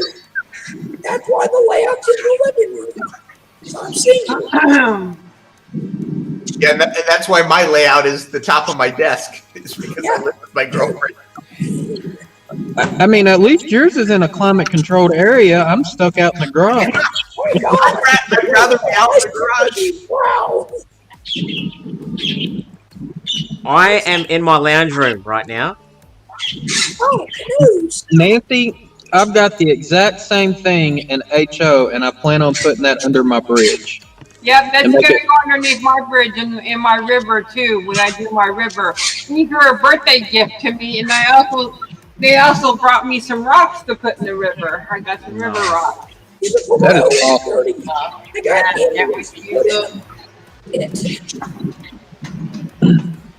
So I got water and everything to use. I'm using the crazy water or whatever they call it, or something like crazy water. But it's really expensive water.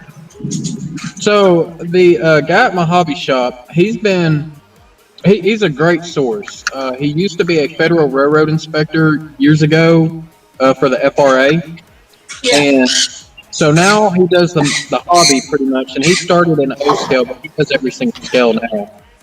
And he uses a product called Envirotex for his water. But Envirotex is more glossy though. That stuff is more like a resin that goes on a surface of something, and it dries like a glaze almost. I really don't like that because over time it becomes yellowed and it fades out. Yeah. Yeah, I use clear cast resin. That's what I use. I do have some of that Envirotex right here. Yeah. I do have some of that. So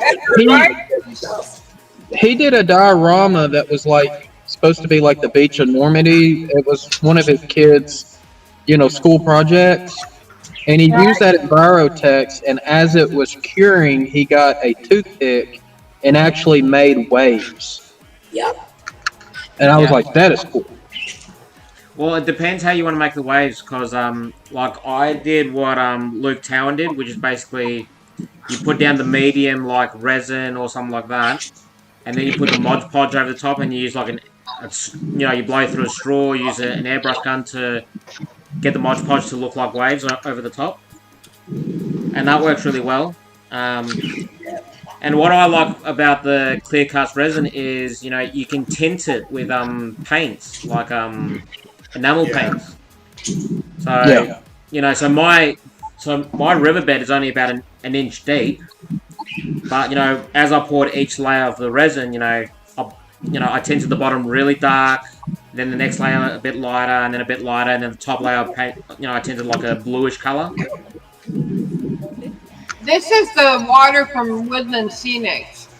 This was also given to me as a birthday gift to use in the river and stuff like that. But like I said, I think I'm going to use the crazy water because that's more clearer than anything else.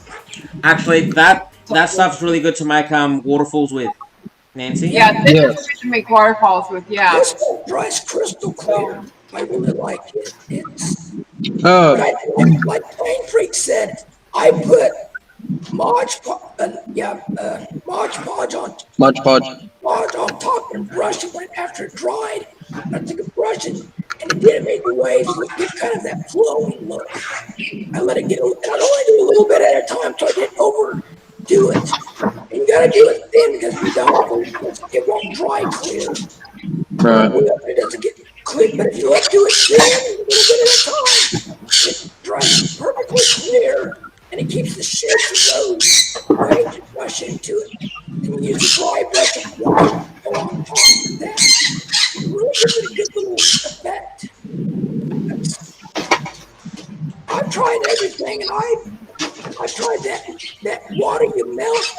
That stuff sucks. It melts. It doesn't. It has bubbles in it. And it just doesn't stink. I don't like using this stuff because I got words, but when I use it, I keep it away. See, the stuff I use.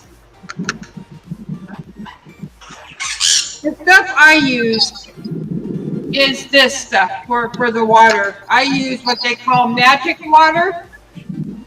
And this is what I'm using in my river is a magic water. It comes in this is like a big bottle of it, and it's a two-parter. This is the hardener. This is the water itself. Yeah, so it's like a resin. And you have to stir the two together and stuff like that. But yeah, so. And this stuff actually is really nice. It dries really clear. I had to put this underneath some hot water and melt it some because it kind of hardened. So I need to put it underneath some hot water and melt it down a little bit. And then when I get it all stirred together, and this stuff actually dries really clear. And it looks nice. And when you put the water effects on it, I have water effects and some other like water waves and stuff like that I'm going to be using with this. And yeah, this is really good stuff. It's expensive, but it's really good stuff. This stuff will run you around $30 for this stuff. So the only time I did water, well worth it. The only time I did water, I used Markland of Sweden's technique, which is basically tissue papers, gloss, Mod Podge, and paint.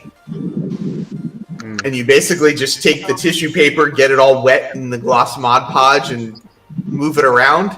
You paint it, and then you put a bunch of layers of gloss on Mod Podge on top of it, and it turned out pretty good. Yeah, you usually do that if you're putting it on like a flat surface. Yes. Yeah. Now, what would be cool is if someone can find a way to get like a small little water pump, and actually run actual water through it. Yeah. Oh, it's been done. It's definitely been done, but you know, like ultimately what there needs to be is there needs to be some sort of medium where, you know, it looks like running water, but it's like a bit thicker and it doesn't dry. Yeah. You know, so that way when it flows, you know, it doesn't have that speed like normal water. It kind of has a bit of a slowed effect. Almost like if you could find like a gelatin that you could just constantly reuse. Or if you do something like pouring in the like that acrylic base and just let the water run on it. So that way it can't soak into whatever part of the layout you have. Yeah. Yeah, no, well, my layout is basically that high-density foam, so that stuff's waterproof, fireproof. You know, so you can always use that. But yeah, I'll just put the resin on it, and it doesn't look too bad. So I use a plaster of Paris to do, you know, all of mine, like hills and stuff. Yeah. With you know, like a window screen that kind of acts as my rebar. But I like plaster of Paris. Actually, one thing I found: do not use plaster of Paris on your track. So I was thinking, you know, I've got like a few videos and some pictures and stuff of my layout before the one I'm doing now. And I was thinking about maybe kind of doing like a throwback series on my channel and maybe uploading some of that so that way y'all can see some of the things that I have done. Especially since I can't do it right now. We just assume you're all talk. I use this stuff because it's pure paper mache, and that's how I do my mountains and stuff. Just mix it with glue, water, and paint to keep the color. I know plaster's good, don't get me wrong, but I try to get my layout light and a little flexible because I gotta take these train shows and when you twist it, this stuff doesn't break. It bends when you're traveling and stuff. It's like $5 a bag. It's pretty cheap. But I got really good. That's how all my mountains are done. My layout, my ground cover, and it takes a while to dry. You don't usually wait the next day, but I'm going to be patient with painting. But I think that to be painted, highlighted, and put dirt and stuff in it. You really have a good ground protection. My layout's just pink styrene and stack the ground down and spray foam and water and do a little thing. But maybe just pink styrene and paper mache. I try to mix with glue, water, and paint color. So that way you don't gotta use a ton of paint to cover it and mix it with the paint with it. So it has that color a little bit, so it kind of hides the light when you go to do your work. Let's see, where my layout's located, I have to be very selective as to what I use because, you know, it's in my garage. My garage is not climate controlled at all. And so I have to make sure that something doesn't deteriorate. You know, being in central Arkansas, the summers are very humid. So moisture is another thing I'm having to battle. And then, of course, with me not living in the city, I live more in the county. We get field mice like crazy, and I know mice like paper. So yeah, they do. They like anything. They like wires. Trust me, I had a bike from mine. The store I had in the garage for a couple of years. They cheat every wire out of that damn thing. Yeah. Every wire. Jason, I was going to say peppermint oil will help with those mice. That and mothballs. Mothballs, they will break, yep. Yeah, I've got kids, you know, especially the little one. If I have any mothballs lying around, I can guarantee he'll eat them. Oh, jeez. Oh, that sounds awful. Yeah. Now, you were going to say something, Heath, when I mentioned don't use plaster of Paris on track? No, I was... Really? No, it was more just about doing the, just the paper tissues. So, Heath, you have a live show tonight? Not tonight. The camera was getting blurry, so I was going like, this is kind of blurry. Drew from Nordell, I think, might be interviewing me tonight, but I'm not 100% sure. Okay.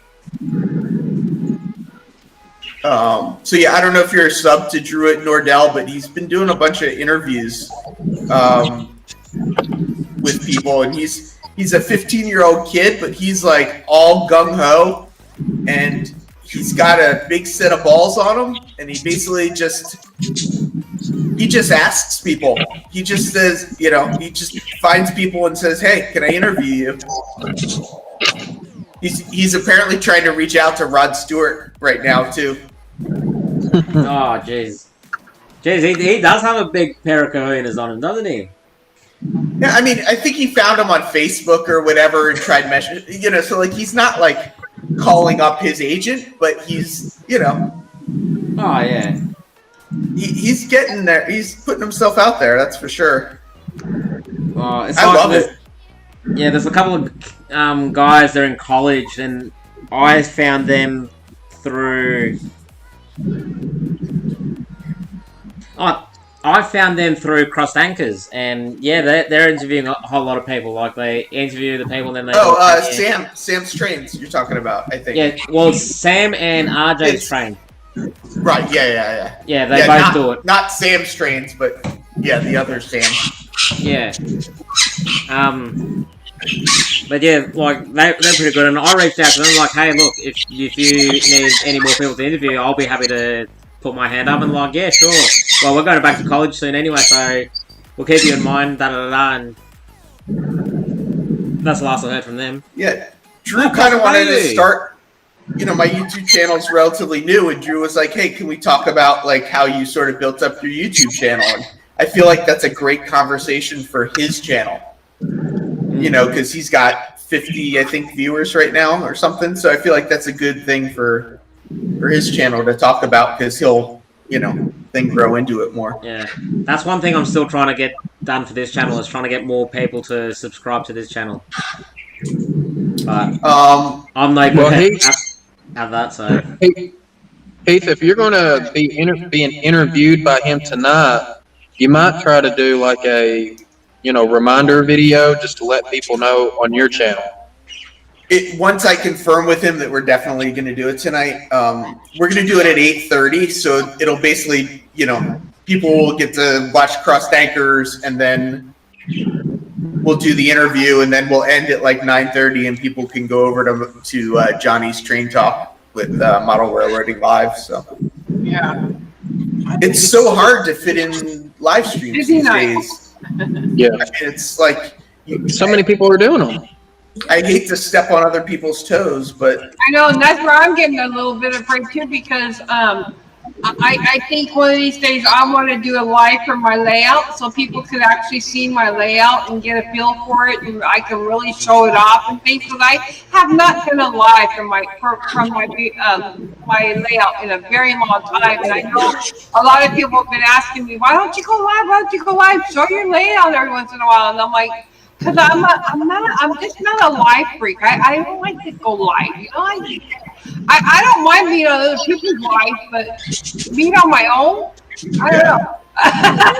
Actually, I remember I did a live stream, I think, 3 weeks ago. It was on a Sunday, and I think I got about 5 people watching. I think you might have been one of them.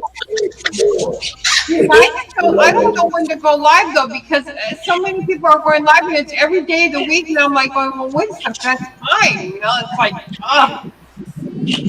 because I don't want to step on anybody's toes, and so that's where I get a little bit afraid is going live at the wrong time. Which is, I'd like to put a reminder up on my channel, but I'm half tempted not to also. Just because I don't want to pull people away from Cross Tankers and the other ones. I'd rather people just come watch it later. Yeah.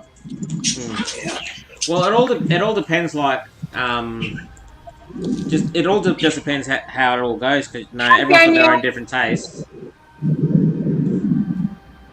So, yeah. Daniel and Leslie Gilpin, and Daniel is in the house. Oh, hey, guys, how are you? Hey, Daniel. So, kind of like to, Sidetrack Sunday, for example.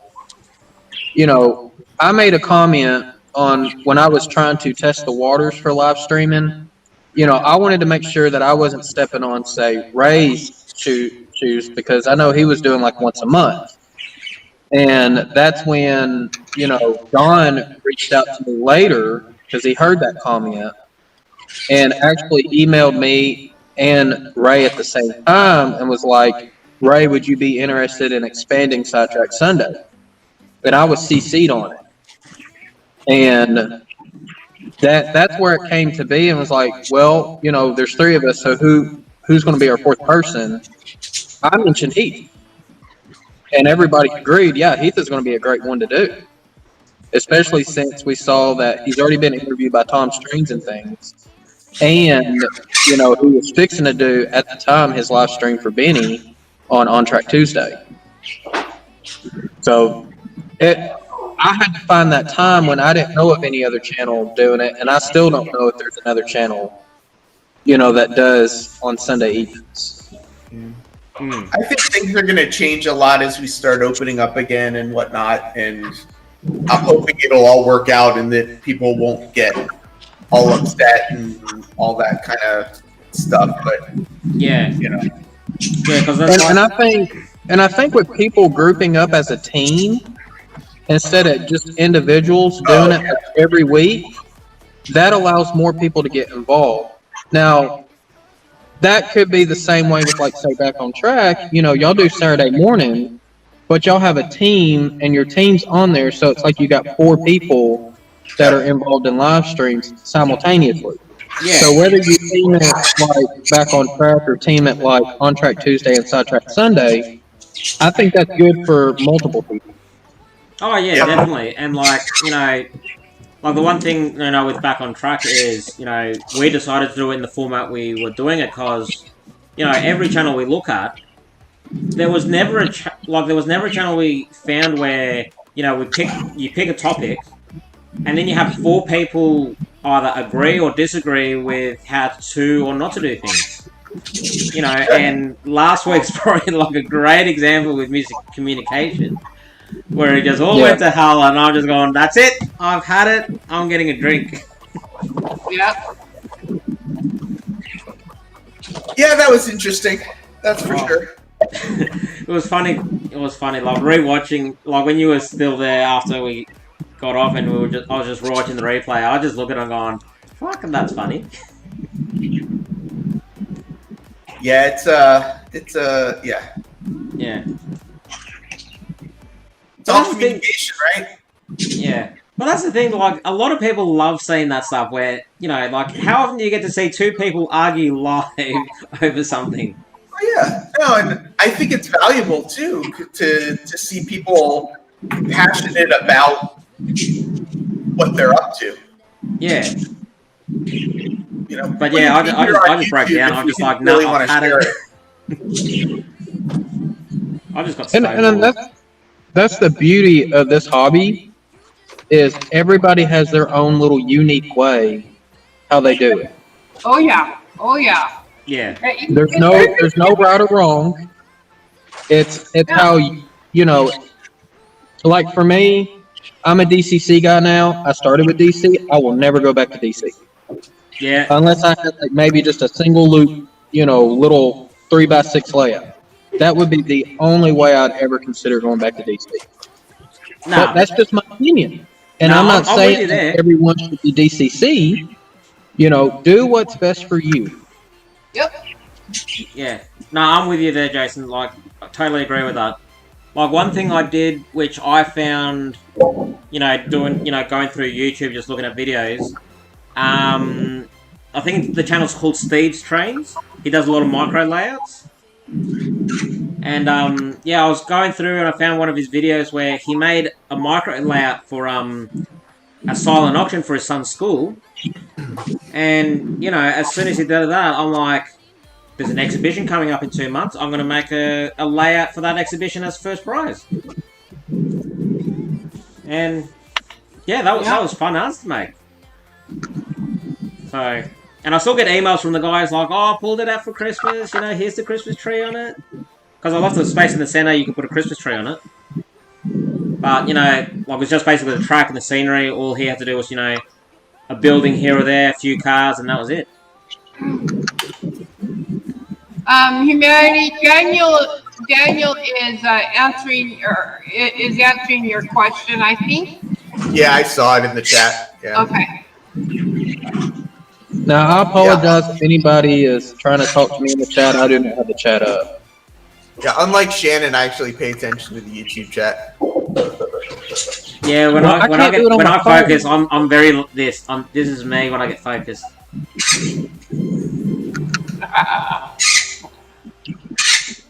Now, if I'm back in my office, then yeah, I can pull the chat up, but I'm sitting in my truck.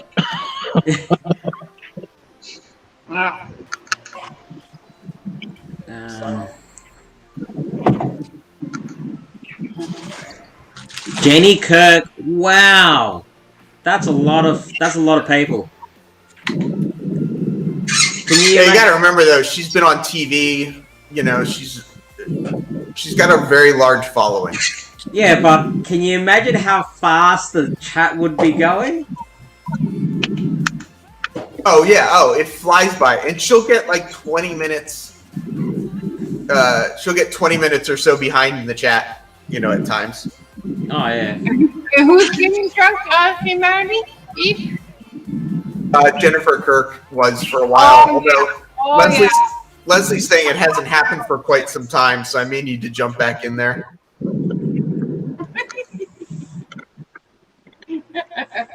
Yeah, I've seen that. I've seen that one too many times. Yeah. Yeah. Yeah. Yeah, so Leslie, I may have to get back there and check it out. I mean, she did actually show one of my videos at the end of one of her streams, and it got me a bunch of viewers. And I like the community that she creates. It was just like a couple weeks in a row. She got a little too hammered for my taste. So in other words, she'll fall straight into us Aussies. Exactly. Well, she's British. She's UK, you know, so. Yeah. So what is the term they use? Sauced? Yeah, exactly. Or soused or something like that? Yep.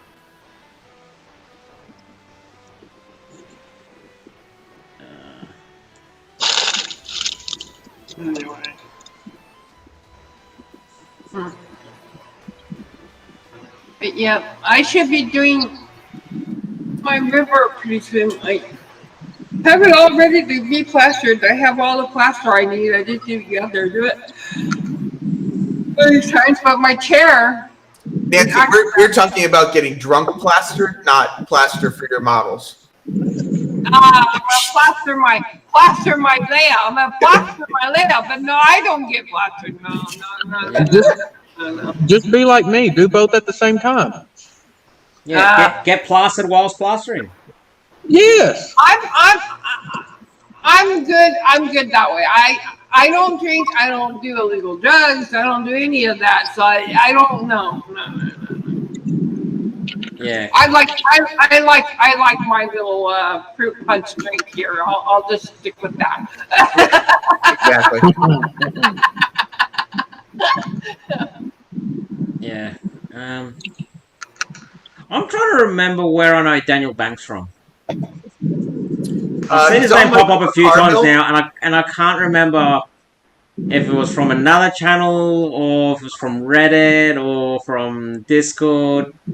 Like, there's so many new social media platforms popping up now. It's like, oh god, I can't keep up again. Did you hear what I said, Shannon? Nah. He's on Michael Carville's channel a lot. I feel like as Shannon gets further and further away from his computer, he sort of stops listening as he gets further away. Yeah. Well, here's the thing. I am industrially deaf, so... But I think it's also the fact that it's currently 20 to 3 in the morning, and my body is like midway shutting down, and my mind is like, keep going, keep going, keep going, keep going. Well, if you need to call it, Shannon, call it, okay? For goodness sake, go to bed. Well, that's the thing. Like, I don't think it. Like there'll be times, you know, I'll be in the couch. The wife will ask me, "What do you want for dinner?" I'm like, "Oh, can we have this?" And she's like, "Yep, sweet. It'll be ready in 10 minutes." She'll walk away. 30 seconds, walk back in, and I'll be there just on the couch. And she's like, all right, well, it looks like this dinner's not happening now. That's too funny. Oh, it's the worst. Because then I wake up and I'm like, hey, what time is it? And she's like, it's 10:30. What happened to dinner? We didn't have it. Oh, I was looking forward to dinner. Can we have dinner now? No. Oh. No. See, when I'm pretty sure you're still kind of a newlywed, maybe. 2 years. But when you get 2 years. Yep. So I got 10 on you. My wife now, what she does is she'll make dinner whenever she wants to make dinner. And if I'm not around, she'll just shove my plate in the microwave. And it's a 50% chance guess, do I got dinner or do I not? That's too funny. Yeah. You know, I think the one thing she won't wait on me no more. Yeah, now the one thing that worries me at the moment is both my boys, Alex, he turns 7 next month, and Andreas is 18 months, and Alex eats more than my wife. He eats more food than my wife, and Andreas is starting to eat half of what I eat. And you just look at these boys and you go, where do you two put it? Because if there's anything to go by when you're in your teens, we're going to go bankrupt because of how much you guys eat.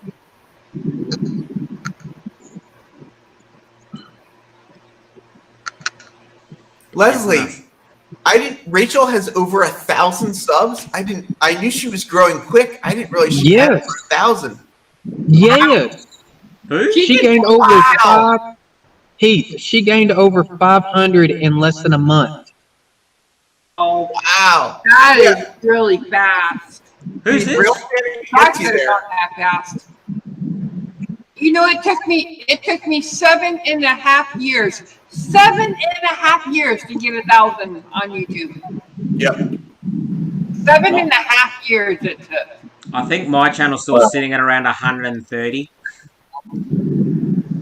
I know mine's are like in the 260s. Yeah, I mean, she interacts with her